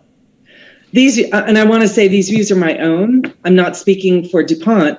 However, I'm hopeful that the future of DuPont and DuPont sustainability goals reflect that we and our customers are actually on the cusp of an innovation wave created by sustainability, the global pandemic, as has been mentioned many times today, and economic uncertainty. Our very purpose in DuPont is to empower the world with essential innovations to thrive. And as indicated by the other speakers, the market is exerting new pressures on producers. Yeah. Customers not only want the products to function as well as it ever did before, but also meet new customer and regulatory expectations of sustainability and other ethical concerns. So meeting these new needs require new and innovative approaches. And I just want to make a call out. In response to these global challenges, the United Nations came out with the UN Sustainable Development Goals. These are really important, and they've inspired DuPont. As innovation is a strategic pillar driving DuPont's meeting the 2030 sustainability goals, enabling a circular economy, innovating safer by design, clean water, water's been mentioned here, safety's been mentioned here, personal protection, advanced mobility, all the excellent things happening at Huawei, high performance computing, high frequency connectivity, applied healthcare solutions. We've mentioned earlier, one of the speakers, the relevance to longer life expectancy, and even sustainable productive construction and the Internet of Things. Well, thank you so much, Jessica. Since you mentioned the SDGs, we have the UN community here. What would you like to see from the UN family to better deliver on the promise of the SDG Agenda 2030? What can we do better as the UN family? So, important policy or business recommendations for a deep science company with challenges requiring lengthy research and development and large capital investment before successful commercialization are, in my view, global consistency, predictability of our intellectual property protections and enforcement. And I want to say especially including more effective enforcement for trade secret protection and know-how. And that includes the tools for evidence gathering. A lot of the innovations driven by sustainability goals are of necessity going to be process related, both new and improved, as we turn to new and greener feedstocks and production environments. So we want to use less power, less water, less fuel for carbon footprint. Similar products made better for cleaner made better and cleaner are going to be important. And usually, not always, but usually, the most effective form of intellectual property protection is trade secrets and know-how for process innovations such as these. Interesting, thank you. Well, the Standing Committee on Patents is having the meeting this very week. And I see some of the committee members here, so I'm sure they're registering your comments. And of course, I think WIPO will start work on trade secrets, working in collaboration with BIO and other IP associations. So thank you very much, Jessica, for your comments. And I now turn to someone from the fellow UN family, Mr. Stephen Karingi, Director, Regional Integration and Trade Division of the UN Economic Commission for Africa. Stephen, welcome. I think you're joining us online. And I'd like to just start by saying that as someone who is looking at the potential of Africa as a region of innovation, as a place where there is beginning to be a explosion of startups, VC activity. We heard couple of colleagues mentioned the activity in Africa has grown. The creation of African Continental Free Trade Area, and generally a young population that is energetic, entrepreneurial. Tell us, what are your thoughts on the future of productivity and innovation on the continent? No, thank you very much, and my thanks to WIPO for giving us the opportunity to be here during this panel. In fact, DG, in your introduction, you've just taken the words that I had in terms of my introduction. It was very exciting to hear the mention of African countries that have actually made progress. Obviously, there were some good surprises to see small African economies, small African countries like Botswana, Rwanda, featuring in a positive way, and even hearing countries from Africa that actually seem to be punching above their weight. It was also encouraging to hear that there is also rising venture capital investment in the continent with regards to these issues of innovation. And like you have said, we have a huge population of 1.4 billion people. Now, the good thing now is, as we look into the future, is that this 1.4 billion people are actually becoming one market because of exactly what you have said, the African Continental Free Trade Area. Now, talking to the theme of what we are discussing here in terms of the GII, the AFCFTA is actually putting together rules that is actually going to make it possible for anybody who wants to invest in innovation and scale it quickly to the market. Rules that are actually going to make that happen, because the AFCFTA is going to harmonize in this one market the rules to do with investment policy, intellectual property policy, competition policy, even the way we do our digital. So essentially, the positive vibe that we had about the African countries that are making progress, the investments that are actually rising in this area within the continent, and now with this one market, if you bring it all together, it actually gives us a good opportunity, or at least a good reason to hope and to look forward to a more prosperous continent. But having said that, on this question about productivity, I would want to say that productivity growth in Africa is actually yet to fully take off. In our view, or at least in my assessment, the great stagnation idea does not hold for Africa, simply because many of the transmission mechanisms may not be here. And on the other hand, due to the atypical development trajectory of the continent, and also the absence of the previous innovation waves. So I think the best is yet to come for the continent. We believe the continent is poised for takeoff, and it's going to experience productivity growth, which it did not experience in the past, of course, provided certain levers are put in place. And I would want to say that development, of course, and adoption of innovative digital infrastructure solutions that simplify processes and regulations, including e-government, can actually make participation, especially in trade, more inclusive and sustainable now that we have the AFCFTA.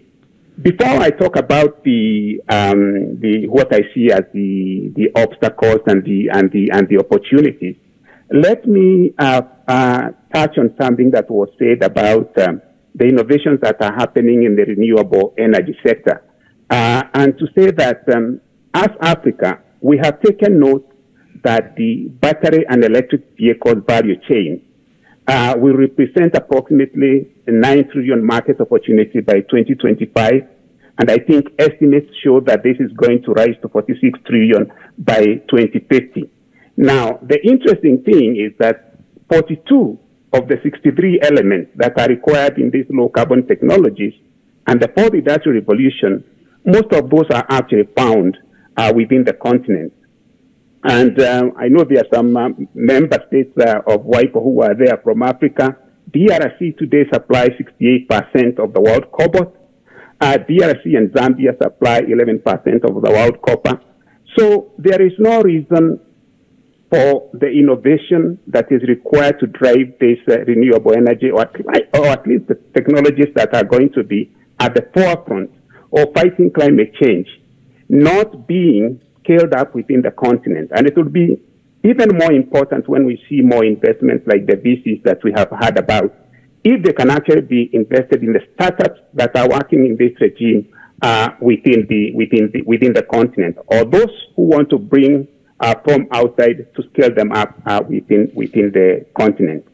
Now, you asked me about what are sort of the biggest promises and the biggest obstacles. Yeah. I think we have a lot of good opportunities in food security. Precision irrigation is an area that Africa could benefit from. Precision application of fertilizers is an area that is yet to be exploited within the continent. In the area of health, remote diagnosis and treatment and telemedicine and use of big data, or rather the digitalization of the health sector and using new innovations in this digitalization is an area of opportunity within the continent. And considering that now, the AFCFTA also allows the opening up of services trade. So it should be possible for somebody to innovate in the health sector, in the education sector, and be able to take advantage of the huge market that the African continent of free trade area is going to give. Obviously, manufacturing, which is an area that the AFCFTA is also looking at, is an area of opportunity where we need high efficiency technologies, including digital technologies such as the Internet of Things, the AI, the robotics and 3D printing. And as the colleague from Hawaii said, mining, efficient extraction of minerals and processing and value addition is also an area of opportunity for the continent. When it comes to the obstacles, of course, there is the people dimension. We do not have yet adequate skills, particularly in the area of team and data science. We don't have sufficient or adequate entrepreneurship skills and attitudes. So there is also a very weak link from the academia and industry linkages, and also skill mismatch between graduate skills and industry. So this is an area that acts as an obstacle within the continent, and one area that we need to look at. I can go on and talk about the political legal. we need to have a separate conference. Yeah. So maybe thank you so much. Well, I think Stephen has given a very comprehensive overview of the challenges, the promises, the pitfalls, and yet the potential of Africa. And I think a lot of what he says applies to also other developing regions. They all have their own characteristics and challenges. But I do think there's so much promise. And by the way, we live in a world now where 7 in 10 IP is filed from Africa, Asia, and Latin America. So the geography of innovation has changed. And so I think I just want to appeal to the audience that I think when we think about innovation, right, it has to be a global view now. The data shows us that. WIPO sees it that way. I hope you all see it that way as well. It's an exciting world because it now shows that truly great ideas can come from anywhere. And so our job here, governments, industry, researchers and the UN family, is to help good ideas from anywhere go out and make an impact in the world for the good of everyone. So with that, I want to thank all the panelists for an amazing session. With apologies to Professor Sumitra, the next panel, for running quite a bit over time. And I'd like now to invite Professor Sumitra, who is one of our partners for the GI for a long time, a member of the Portland Institute, and the now Dean of the Said Business School at the University of Oxford, to come up here and to lead us into the next panel. Professor Sumitra, please, you have the floor. Yeah, thank you.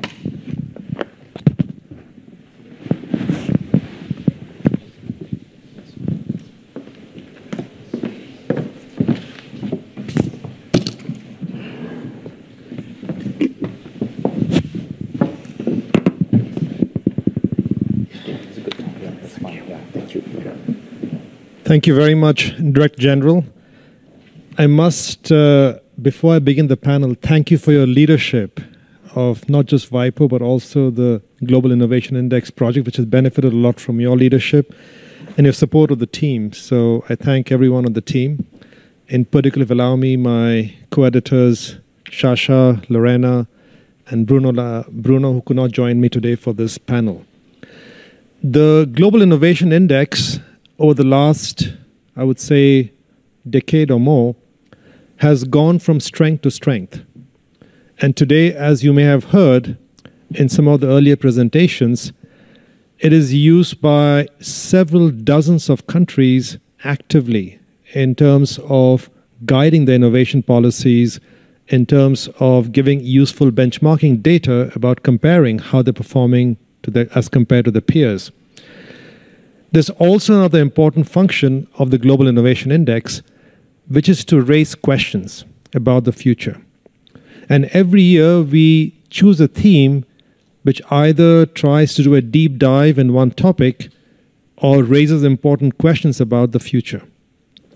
And a very important question is being raised in this year's theme, which is about the whole link between innovation and productivity. And all this is very much linked to the kind of future we'll create. Will it be a future with greater inequality or more equality? Will it be a future where we will have more distribution of wealth and more wealth for everyone? Will it be a future where it will be more sustainable in different ways? And there are other very important questions on this important theme. So today, to help discuss this question and take a slightly different perspective on them, I have 5 distinguished panel members here with me. They all are joining me on Zoom from different parts of the world, so we have the benefit of a truly global panel. And I will first turn to Blanca Trevino, who is the president and CEO of Softtech and also a GIA advisory board member. Blanca, welcome. Blanca has been the founder and really creator of one of the most successful software companies from Latin America, a global company today. And Blanca, I think you have truly witnessed how software has changed the world for the better in many ways, in some cases not for the better. But the revolution of software affecting daily lives is something you have lived through and benefited from and been part of. And I'd be very interested in hearing your views in terms of how do you see the link between software and productivity, especially given the fact that the nature of software is changing itself as we have more focus on AI and other kinds of data-based approaches to software. So Blanca, your views please on this. Thank you. And first, let me start by saying how privileged I am to be part of this panel. Thanks for the invitation. And yes, I have benefit from software, and not just as a business leader of or leading this tech company. But we truly believe that software is and will continue to be a driving force for innovation and productivity. We have done so for the past 40 years. We created Softtech, our company, on the belief that great software will be critical for business competitiveness. And if you see our name, so literally soft of Softtech is for software, and it was 40 years ago.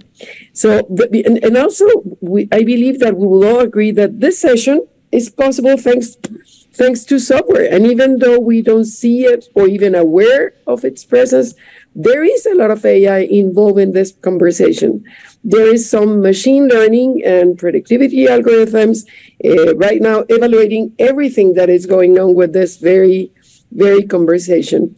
Zoom, think about Zoom, the company providing the technology for this conference most likely has advanced algorithms that are right now evaluating the possibility of failure in the serial service, routers, video compression services, storage. We have reached a point in which software and AI are ever present in our day-to-day, and we're not even aware of it. Apple's AirPods that I'm not using, or smartwatch, have one-device machine learning capabilities. The fact that I can block the background noise when walking on the airport or ask Siri to perform tasks on the iPhone, it's enabled by advanced AI and machine learning capabilities. I know, and don't get me wrong, that the report highlights the disconnects between innovation and productivity and the possibility of innovation slowdown. Perhaps it is true. The iPhone was introduced in 2007, and we haven't seen such a technological breakthrough with such an impact since that year. But remember that iPhone was limited compared to the iPhone that we have today.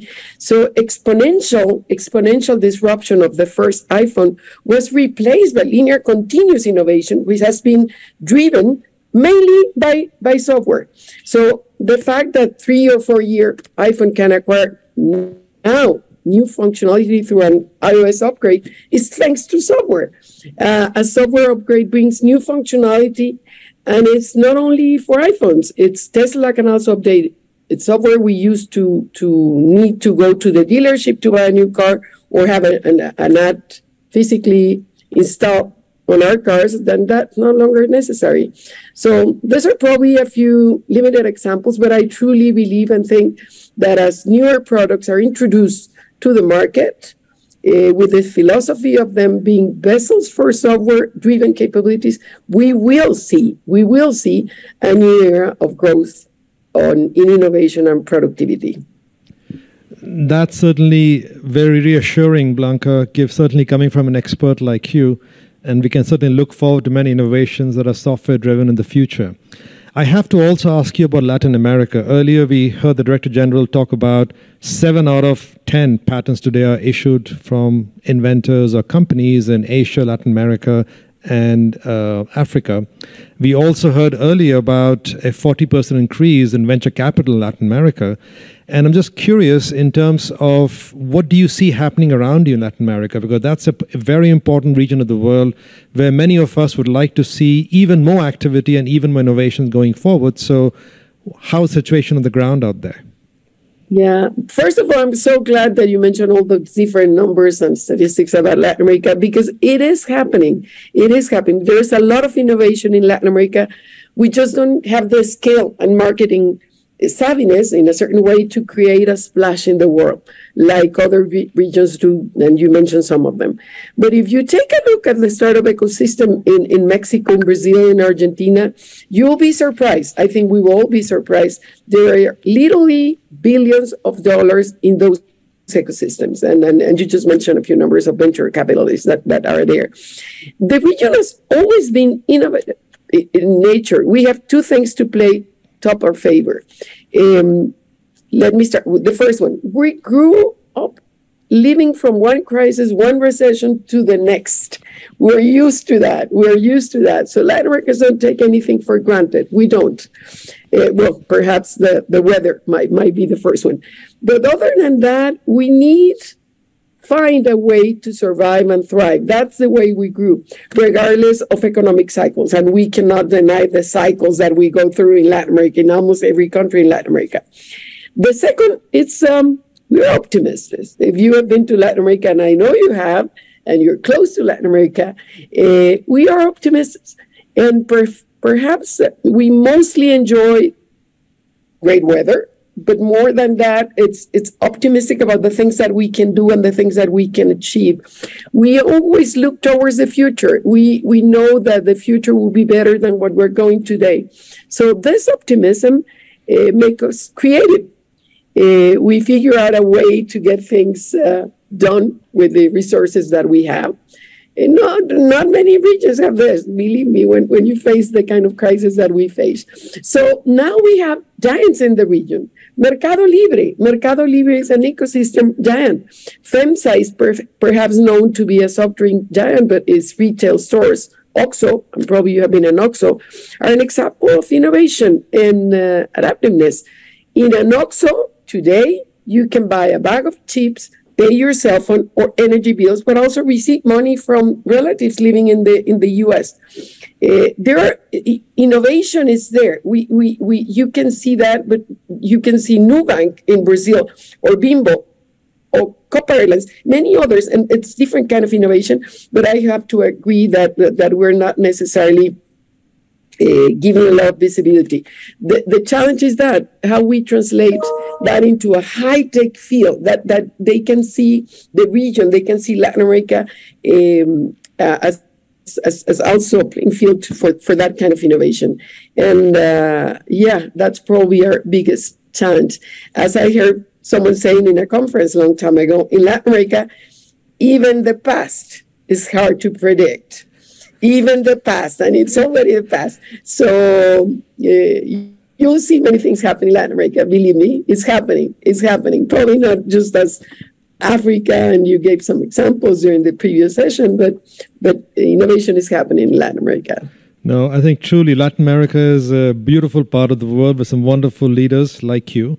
And before I let you go, Blanca, I would like to just ask you if there's one policy change that you would recommend that in your mind is the most important for the region to drive innovation, drive productivity. What would that be? One policy change. Probably, first of all, more than a policy is really to acknowledge that when you're an entrepreneur, because when you want to have innovation, thinking about new companies, thinking about Mercado Libre, all those startups that you see in the US, in Latin America, it's difficult to start. It is difficult to go through different kind of regulations. So our governments don't necessarily encourage for entrepreneurs for that innovation to happen. We don't have policies that in a certain way support whatever kind of investments is around that. So if you were going to ask me what kind of policies, it will be related to how we can support our entrepreneurs. Having said that, I don't mean that innovation doesn't come, and I use the iPhone example, doesn't come also from companies that have been here for many years. But I see the ecosystems in other regions in the U.S. certainly, and in others, and there's the whole environment is supporting, is encouraging for entrepreneurs to get into that adventure. So I'll go for really finding ways to facilitate for those entrepreneurs to start their business. It's really mostly that, so we can have the visibility that is expected. Our governments normally will give much more visibility to the very large companies that they have in the region. Thank you so much, Blanca. You are a great role model in the region, and congratulations on your success, and thank you so much for joining us today. Thank you. Now, let me turn next to Sean Stewart. Sean is a good friend, and he's also the CEO of New Lab. New Lab is a very exciting place. It's hard to describe what it is, but Sean will describe to us what it is. The first time I walked into New Lab, you get the sense of excitement of innovation happening out there for all these young, bright companies and minds working together, trying to create the future. And New Lab really tries to translate science into breakthrough frontier innovations. So, Sean, welcome. Love to hear from you. How are you at New Lab helping create the future? Good to see you, and thank you, obviously, for including us. We always look forward to the publication of this index and looking at how the world is evolving in regards to innovation, and we're thrilled to participate here today. Our story goes back about 7 years when we teamed up with the Bloomberg administration here in New York City to convert an old shipbuilding facility from 1903 into a home and center of invention for technologists to attract and retain talent here in New York City. 7 years later, this has evolved into a center of invention and a platform used by corporate and government bodies to solve significant challenges, systemic issues across industry by actually building kind of open innovation platforms and bringing together all the right stakeholders necessary to solve a problem. I was lucky to be exposed over the course of my career to two different approaches to innovation when it comes to corporate and government challenges. The first exposure was my time at Google X. I joined Google as part of Project Chauffeur at Google X and worked on the development of autonomous vehicles and trucks for Alphabet, eventually launching Waymo. And Google X's approach to innovation is one where you hire the best talent you can, invest the most capital you can on moonshot projects that are beneficial and aligned with the strategy of Alphabet and the overarching corporate structure. And you are only as good as the talent you can hire, the vision you have, and the execution layers you have. And whatever is developed is owned by Alphabet as an entity. It's an IP generation system for the corporate entity itself. At New Lab, we took a slightly different approach, which is we launched the concept of innovation studios more than 4 years ago We now have 26 of these different innovation studios operating globally, where we team up with corporations or government agencies to tackle inefficiencies or significant challenges these areas are facing, or unlock new revenue streams or new potential through advanced technology. And our approach is to bring together all the right stakeholders necessary to move things forward. As an example, New York City has committed to 10,000 street-side chargers for electric vehicles by 2030. Now, to do that, we were tasked with finding the most advanced technology solutions that could actually be deployed to convert existing lampposts in New York City into chargers, electric vehicles, as people convert over to electric fleets, both for personal and business use. To make progress on a challenge like that, we had to team up with Con Edison, the utility company, and bring them into the studio. So you had the grid being represented firsthand in that innovation challenge. You needed various government agencies to participate, urban planning, the DOE, all of these different perspectives that are crucial to the successful deployment and adoption of the end solution. Then you needed community involved. You can't just put these big charging systems into neighborhoods without their active participation and review of the planning. And the final and crucial component is bringing together the advanced technology from academia, from startups around the world, a process to actually find and locate and then pilot the most promising solutions against the challenge set. It's a very efficient model of innovation because if you're not owning the IP, a lot of stakeholders and participants will work and participate at a far lower cost because they are de-risking their own technology. They are de-risking and increasing the valuation of their product and company. And on the flip side, the client, the government agencies, and the corporations don't have to hire the talent. Our average innovation student. The interpreters wish to inform participants that due to the speaker's sound quality, interpretation may not be possible in all languages. We apologize for the inconvenience, but sound quality is not sufficient for, not adequate for interpretation purposes. Thank you. Systemic issues in industry that require more than just a single solution, a single partner. Bianca mentioned Mercado Libre. They're looking to figure out how to deliver packages outside of their current urban delivery zones in Mexico and unlock the potential to deliver important goods to new markets around the country. To do so, we've had to locate and pilot everything from drone landing pad solutions to new drone solutions that can carry heavier weight loads, look at autonomous vehicles, all the way through micro-mobility solutions. So that brings together the problem set from a corporation, but brings together all the stakeholders necessary to drive an end solution.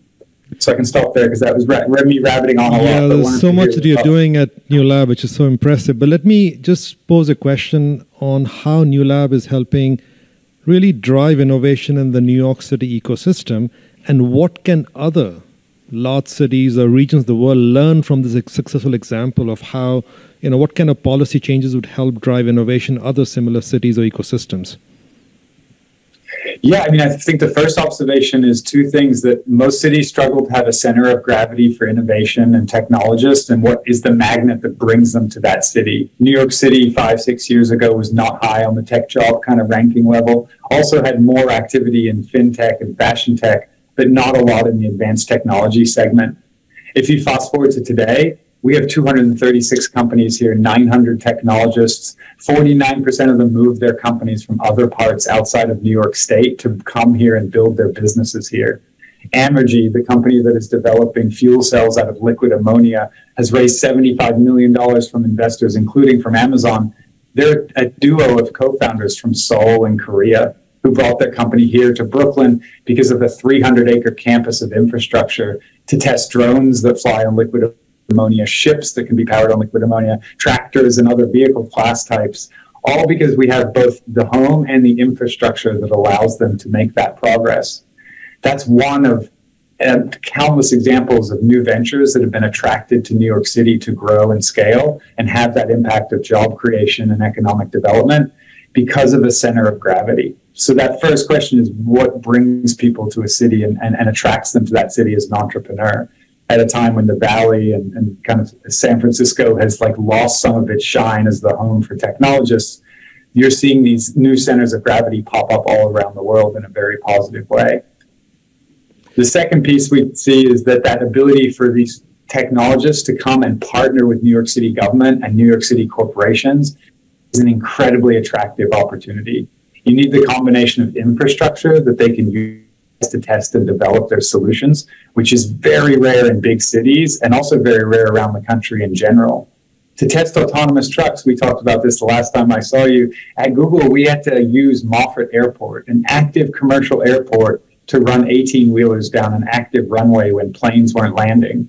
Here in the Brooklyn Navy Yard, a technologist for $600 a month gets 300 acres to test and develop their technology on. An unheard of asset 4 minutes from Wall Street. And so that combination of the center of gravity and the infrastructure that these technologists need to evolve and improve their solutions has been crucial here in New York. Thank you so much, Sean. In many ways, I think you have one of the best jobs in the world. So, keep on creating the future. And I think for audience and for people who are sort of streaming in, if any of you want to visit New Lab, just write to Sean and he'd be very happy to arrange for a visit for you. I'm sure you'll be very impressed. Thank you very much, Sean. You bet. Thanks for having me. So now we turn to Professor Cecilia Giona-Lasinio from Luis Guido Carli University.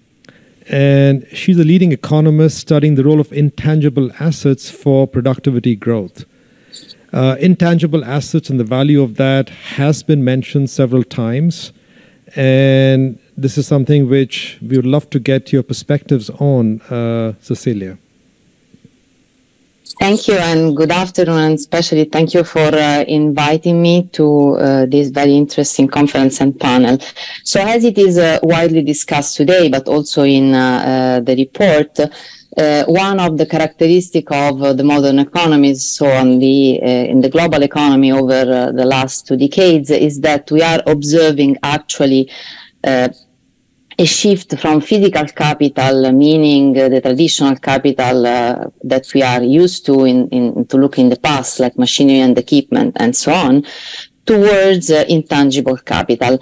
Let me just clarify what type of intangible capital I'm referring to, because, of course, depending on the perspective that we take, we might have different definition of intangible capital. I'm referring to the definition that has been proposed by Carol Corrado, Charles Alten, and Dan Sickel in 2005, where intangible capital is referred to investment in software, databases, of course, research and development, but also organizational processes, marketing, and branding. So as you can see, this is quite a broad definition of intangibles. Now, why this is becoming something that we need to take into account, both when we look at the productivity dynamics as well as when we want to understand how to generate productivity gains from the digital transformation. Well, let me first give you some figures, and then I will focus on the reasons why they are so relevant also conceptually. Well, most recent data essentially show that intangible investment over GDP ranges from 6% in a country like Spain to something like 12-13% of GDP in countries like the United States, Sweden, and France. While traditional investment has been slowing down since a decade ago, and now accounts for around 10% in a country like Spain, which is still very much towards, adopting a more traditional type of production model, but is down to 5 to 6% in countries like US, Sweden, and France. Now, why this is relevant? Because the idea is that for those countries that are experiencing the second phase, especially of the digital age wave, we are observing a substitution between tangible and intangible investment. And intangibles are very important when we want to understand the drivers and the factors driving productivity growth, essentially because they can contribute directly to productivity as factor inputs, but also via interacting with new technologies and generating spillovers. And here I think is one of the key points of today's discussion. So many have emphasized the fact that we are observing like a slowdown in the diffusion of innovation in economic systems.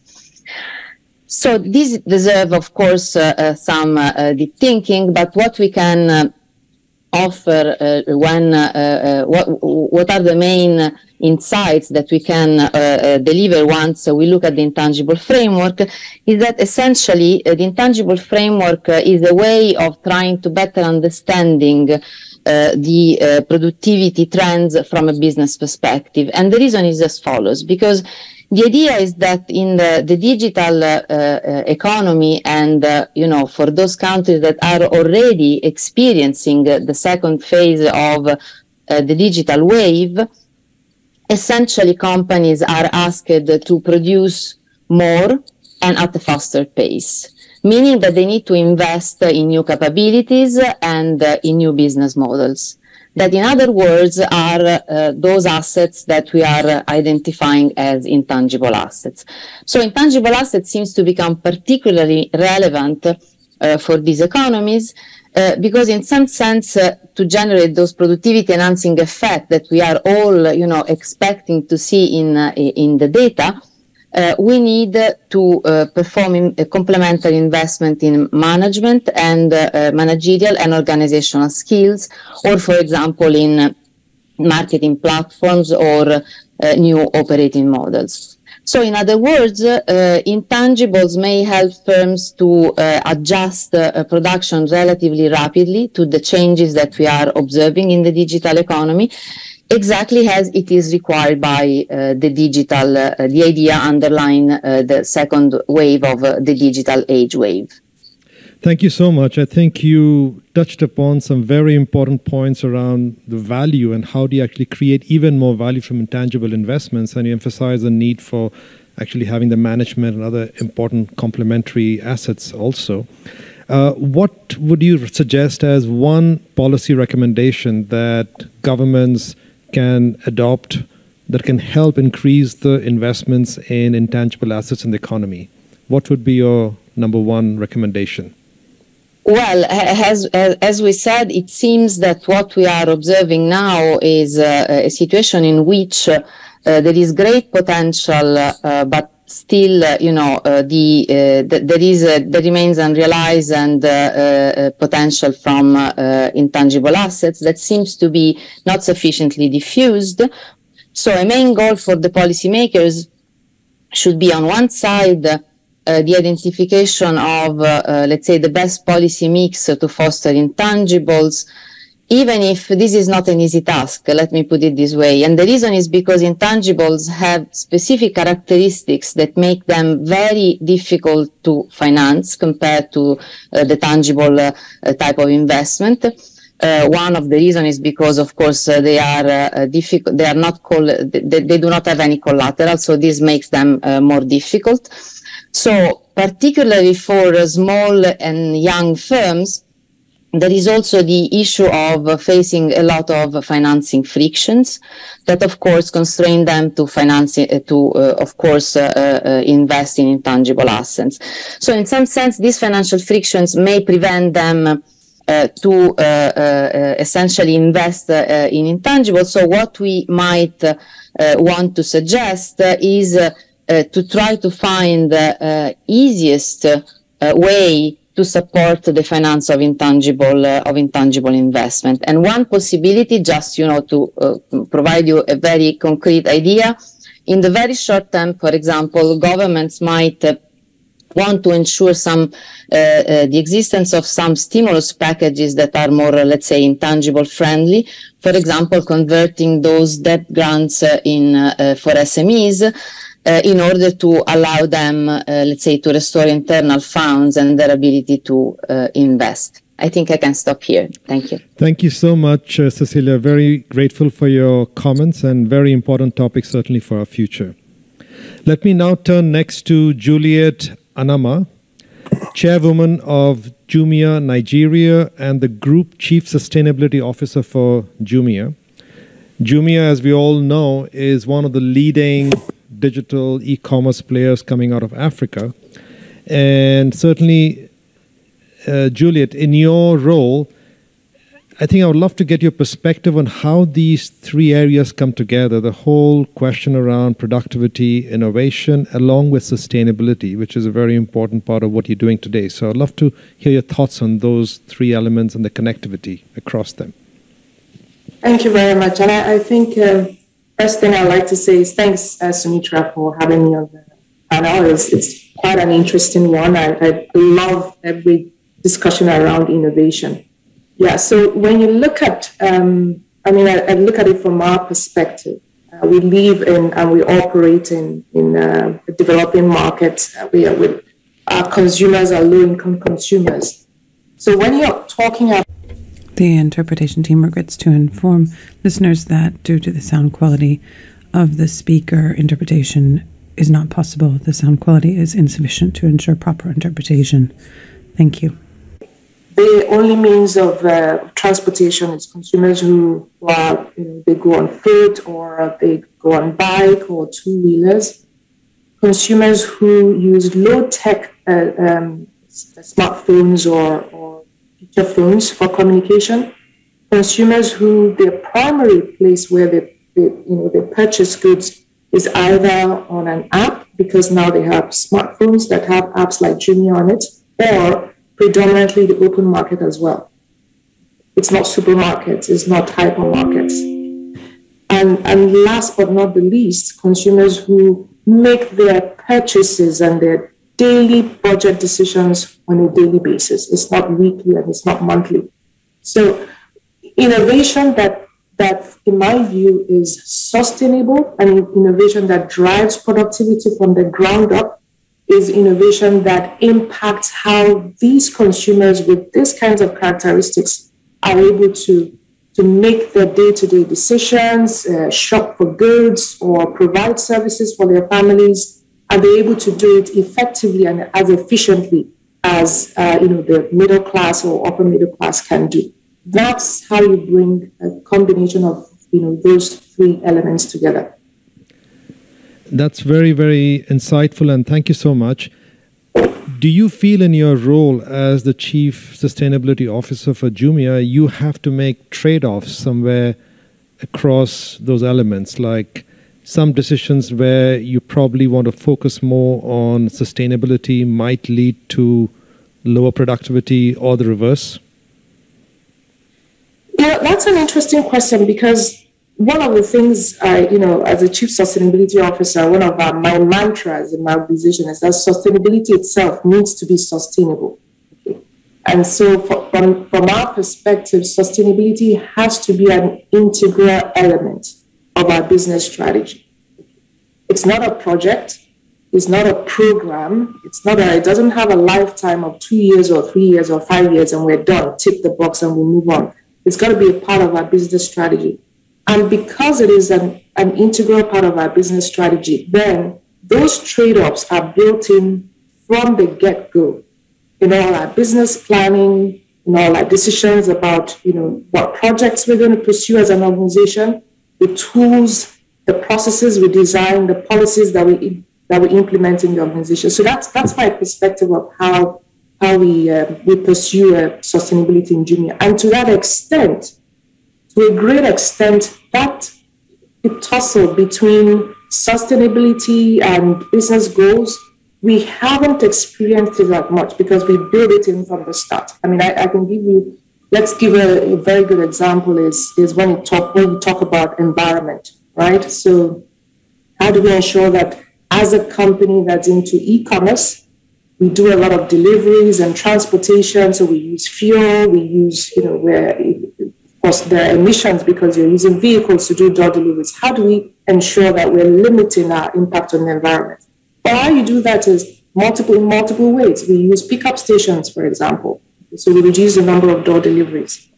We use so many different types of decision intelligence tools to define where we locate our hubs, to define the routing, how the transportation is going to move so it's more fuel efficient. In that way, we utilize less fuel per package delivered.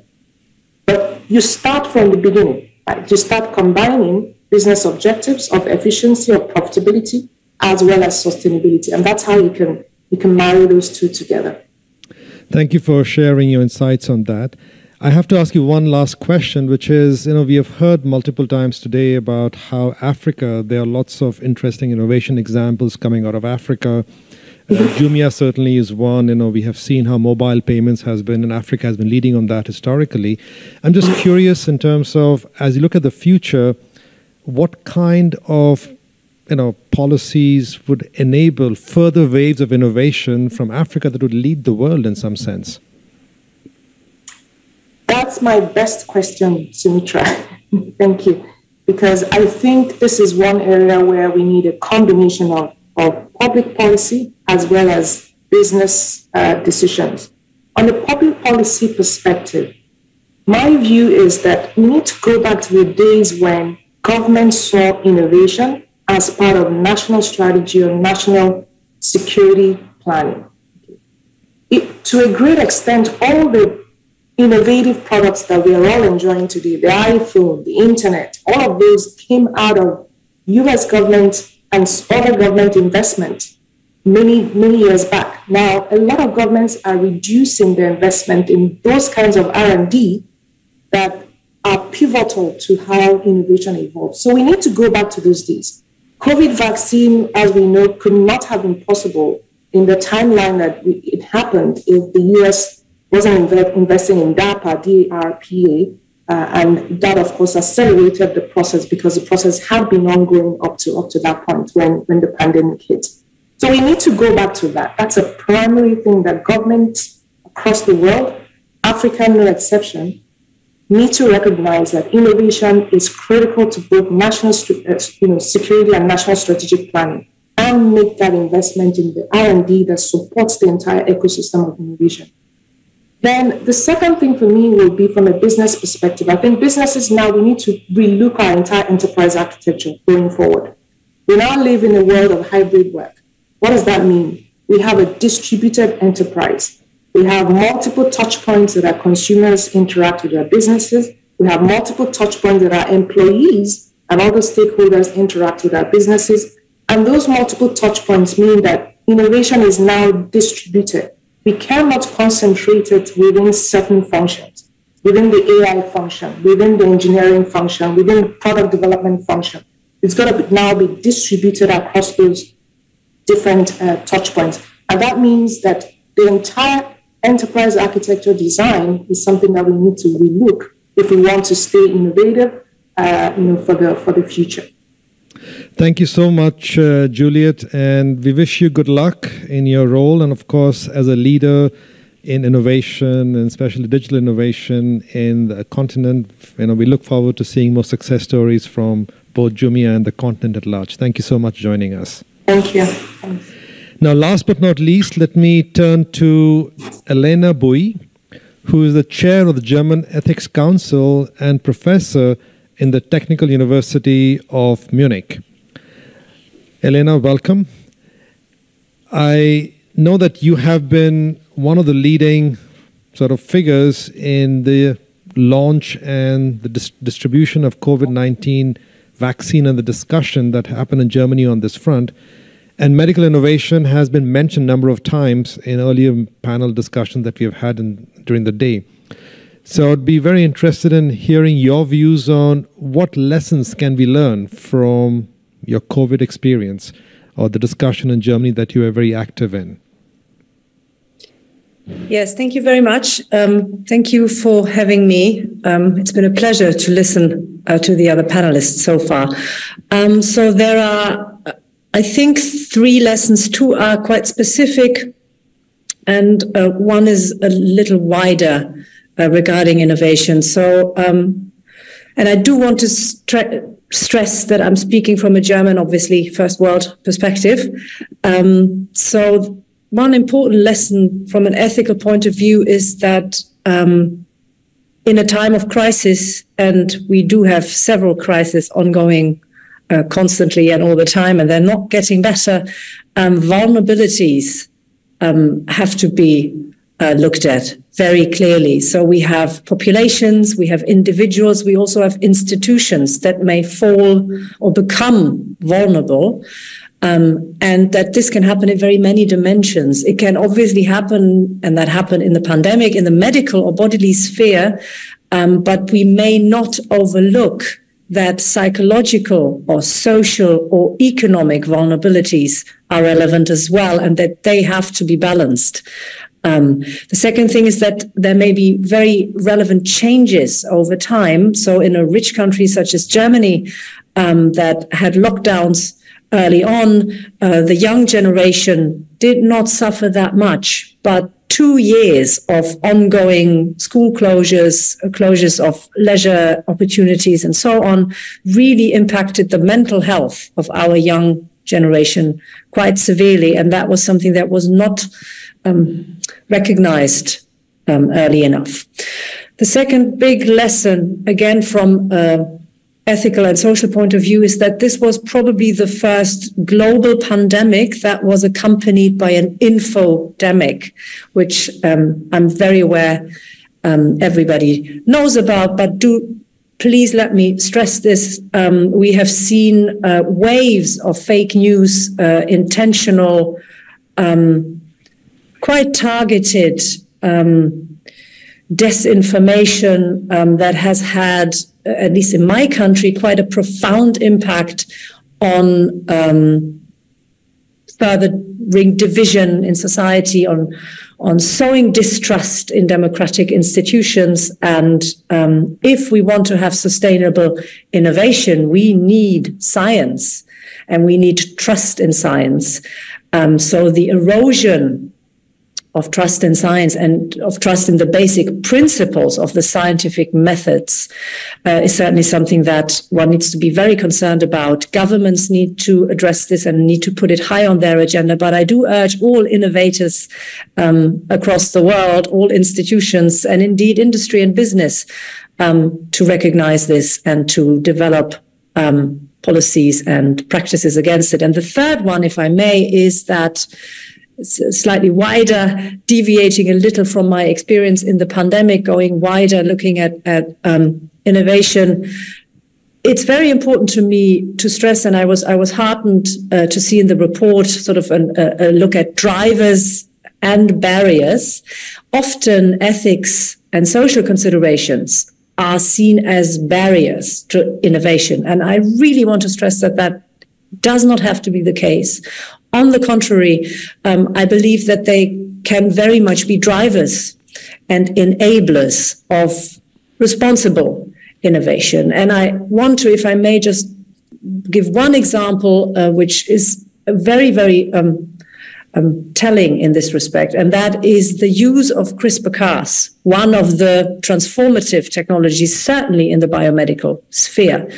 And as you recall, the use of this technology by Jiankui He, who created the so-called CRISPR babies way before the technology was regarded as being developed enough, and way before risks, but also social and ethical implications had been sufficiently discussed, that led to a strong negative impact on innovation in that field.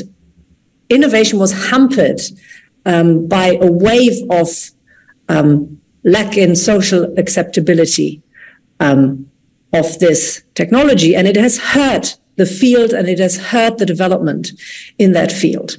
On the contrary, when you then take that seriously and start building standards for policy and governance, and I was lucky enough to be a member of an expert committee for WHO, Sumitra knows this, building a governance framework, trying to develop standards that can be used everywhere in very different systems, at very different stages of innovation. It's all available online. You can then support responsible innovation. And so I really do want to make the point that even in times of crisis, consideration of ethical and social implications of technologies can be harmful to innovation, and doing it well and doing it with a global look, being modest about what you can achieve there, and that you cannot use the same elements of the framework everywhere, but offering enough so that all regions in the world can use that for capacity building and for strengthening their governance, can really make innovation better in the long run and will certainly support more sustainable innovation. Thank you. Alina, thank you so much for your very thoughtful comments. I think, we all as individual citizens saw the infodemic around the pandemic, around the vaccine, and, even amongst in our circle of friends, I'm sure all of us can count vaccine doubters and other kinds of, interesting personalities out there. But let me just ask you my last question on the issue you raised towards the end, which is the global nature. Clearly today in a world where information travels, naturally and easily across boundaries, and the world is much more interconnected in many ways, societal norms are still different across different parts of the world. There are studies that show that often societies in emerging markets and the citizens out there are more open to innovative ideas as compared to in developed markets. So other studies show other similar results. I'm just curious, if you had to suggest a guideline to government leaders about how to handle this very important social dimension of accepting technology innovations, and they come from different parts of the world, what would be a way for them to look at this that might both appreciate the similarities and differences across them?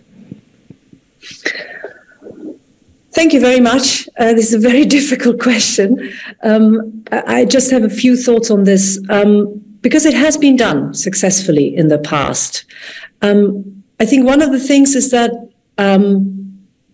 this can never be done without having those who might be affected by technologies in the future involved in some way. So the element of participation is supremely difficult, and it is not rocket science to do that. It is possible to involve a very wide set of stakeholders from very different groups in your societies.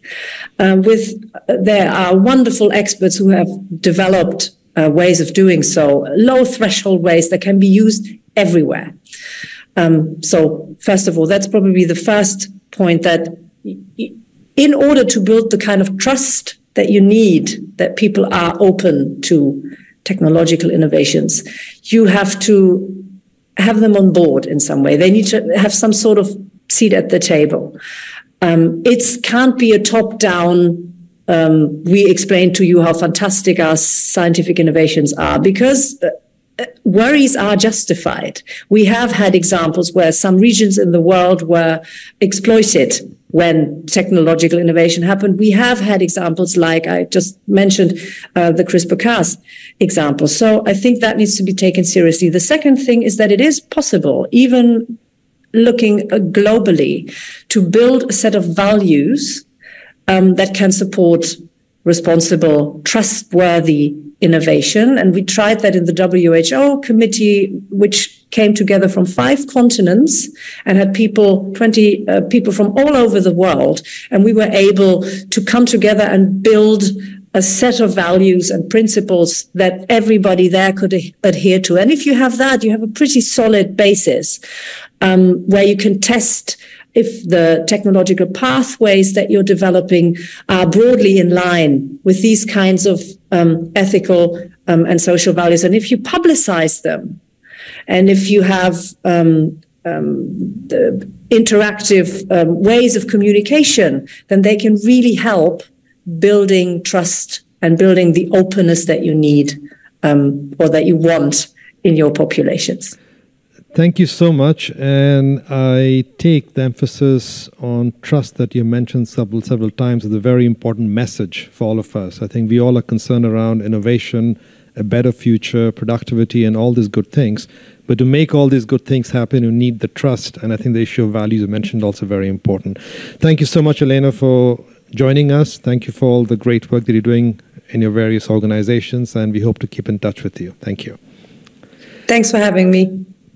So I think with that, I just want to conclude by saying that it has been an excellent panel. I think we all heard 5 wonderful and very insightful presentations covering different aspects of this key question of how innovation, how productivity all help to build a better future.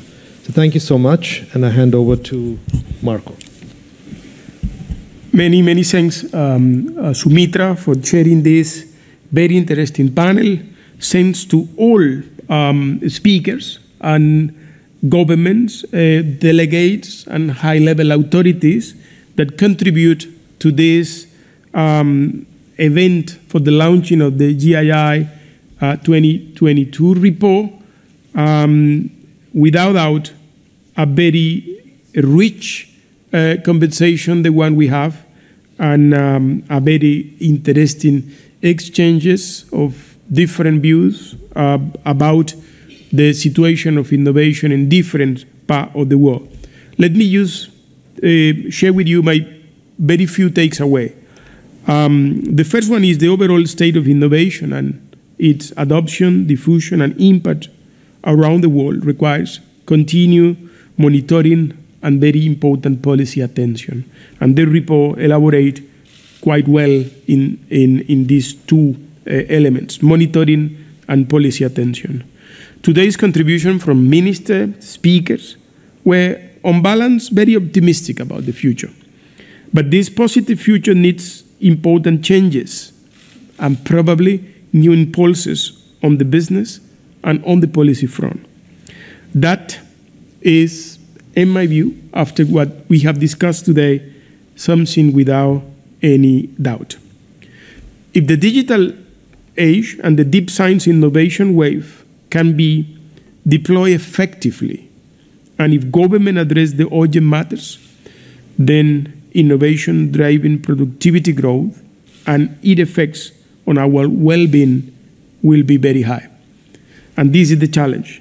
We need that not only the technology that is taking place in these two important areas take place, but it needs also that government address all the different elements that are required for giving the direction that we require for productivity growth and for that to benefit the well-being of all of us. I would like to thank all ministers, business leaders, distinguished researchers, and all speakers for the great discussions we enjoyed today. And I would like also to thank those that attend this global launch in person, particularly to you all for being extremely involved in the conversations, and to the global audience that join us through the WIPO webcast in a very important number of participants from all over the world. We at WIPO, and in particular the sector I'm leading, the IP and innovation ecosystem sector, and the economic and data analytic department, and the section of compositive indicator and research, remain extremely available to help member states in improving, in designing, or putting in place what is needed for innovation to play the role it can play in producing growth in the different countries and member of WIPO. Then the official launch of the GI 22 is adjourned, but let me leave you with few closing greetings from very esteemed corporate network partners that will be showcased in the screen and will be presented for those in the global audience connected online. So many thanks again. Namaskar and good day, ladies and gentlemen. It is a great privilege for me to participate on the occasion of the launch of the Global Innovation Index 2022. I would like to congratulate WIPO and the entire Global Innovation Index team on its successful launch. Since 2007, GII has evolved into a valuable benchmarking tool that recognizes innovation matrices and thereby sheds light on the innovation potential of economies around the world. This enables policymakers to better understand the strengths and weaknesses of economies and set more informed policy directions. As India celebrates its 75th year of independence, our Honorable Prime Minister has laid a strong and clear push for innovation through the slogan, Jai Anusandhan. This is to draw out the spirit of innovation amongst Indians as we march towards the centenary of independence in 2047. In sync with this ambitious pitch, CII has also launched a mission on technology, innovation and research with clear goals nationally for enhancing the competitiveness of our industry through academia, startups, research laboratories and other stakeholders working in concert. Our government is simultaneously making myriad efforts to act as an enabler in setting India on a path of double-digit growth through sustained and sustainable innovation. With innovation, therefore, at the core of India's growth story, the GII report will be instrumental in shaping policies that help in designing an actionable agenda for pursuing innovation excellence. This year's GII theme, the future of innovation, productivity, stagnation or revival, is particularly relevant for India as we experience significant transformation in many sectors, from space and smart cities to healthcare, education, mobility and telecommunications, all of which are driven by innovative technological solutions. The GII report shall provide the reader an opportunity to identify best practices around the world and adapt them to local conditions. India today is bestowed with all the right ingredients in the form of a strong and stable government, excellent policy drivers, a growth aspirant industry, highly talented and skilled manpower to feed India's thirst for innovation. The 2022 edition of GII will definitely assist all countries to understand the role and impact of innovation enhancing productivity and the well-being of our societies in the decades ahead. As the founding knowledge partner of GII, CII is proud to be an integral part of India's journey towards an innovation-driven knowledge economy. I once again congratulate the GII team for the 2022 edition for the excellent report, which will serve as a useful guide for exploring the multi-dimensional layers of innovation and productivity across the globe. Thank you. Senhoras e senhores, é com grande satisfação que acompanhamos hoje o lançamento da edição de 2000. Ladies and gentlemen, it is with great satisfaction that today we accompany the launch of the 2022 edition of the Global Innovation Index, this very important publication that annually discloses information about the stage of innovation in different countries of the world. The Brazilian National Confederation of Industry, CNI, is particularly pleased to collaborate as one of the knowledge partners of the index. The production of innovation indicators is fundamental for the knowledge generation and on this subject, but also to the extent that their findings serve as a basis for our action. Understanding the strengths and weaknesses of the innovation ecosystem makes it possible to guide the actions taken by CNI and by the Entrepreneurial Mobilization for Innovation, a group of business leaders coordinated by CNI. This year's theme of the Global Innovation Index, What is the Future of Innovation-Driven Growth?, proves to be particularly timely for the contemporary world economy and the Brazilian economy in particular. Understanding how innovation can contribute to increased production and productivity is on the agenda of all of our concerns. And finally, moving forward with the global launch of the Global Innovation Index, I would like to inform you that in the coming days, we will be holding the Brazilian launch of the index with the aim of deepening at the national level some of the results that we discussed today. My best wishes to everyone. audience, I am pleased to share this message with you on behalf of Turkish exporters assembled at the Global Innovation Index 2022 launch. We appreciated this year's theme, productivity, and congratulate WIPO Global Innovation Index team and all stakeholders contributing for this launch. Productivity is one of the main elements of innovation. Productivity means more output, more sustainable growth, and more prosperity. Therefore, we focus on future technologies to increase productivity of Turkish exporters. To analyze current condition and create a new strategy for Turkish exporters, we conducted a survey for Global Innovation Index 2022 chapter. The chapter includes that qualified human resources and research and development activities are the most important tools to increase productivity of our exporters. Expectation of customers trigger or innovation, which is a productivity enhancing factor.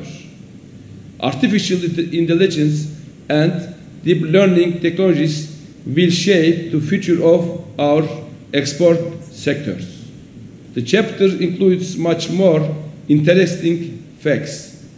Also, we aim to declare Global Innovation Index Turkey Action Plan and Strategy Document and hold our first national launch in Turkey. Thanks to our President, Ministers and Global Innovation Index Task Force, Turkey jumped 10 steps and ranked 41st, which is Turkey's best score ever. Last year was also a record-breaking year for Turkish exports, which achieved a historical record with $225 billion. Turkey increased economic prosperity with export. Export-oriented investment created employment opportunities for the younger generation.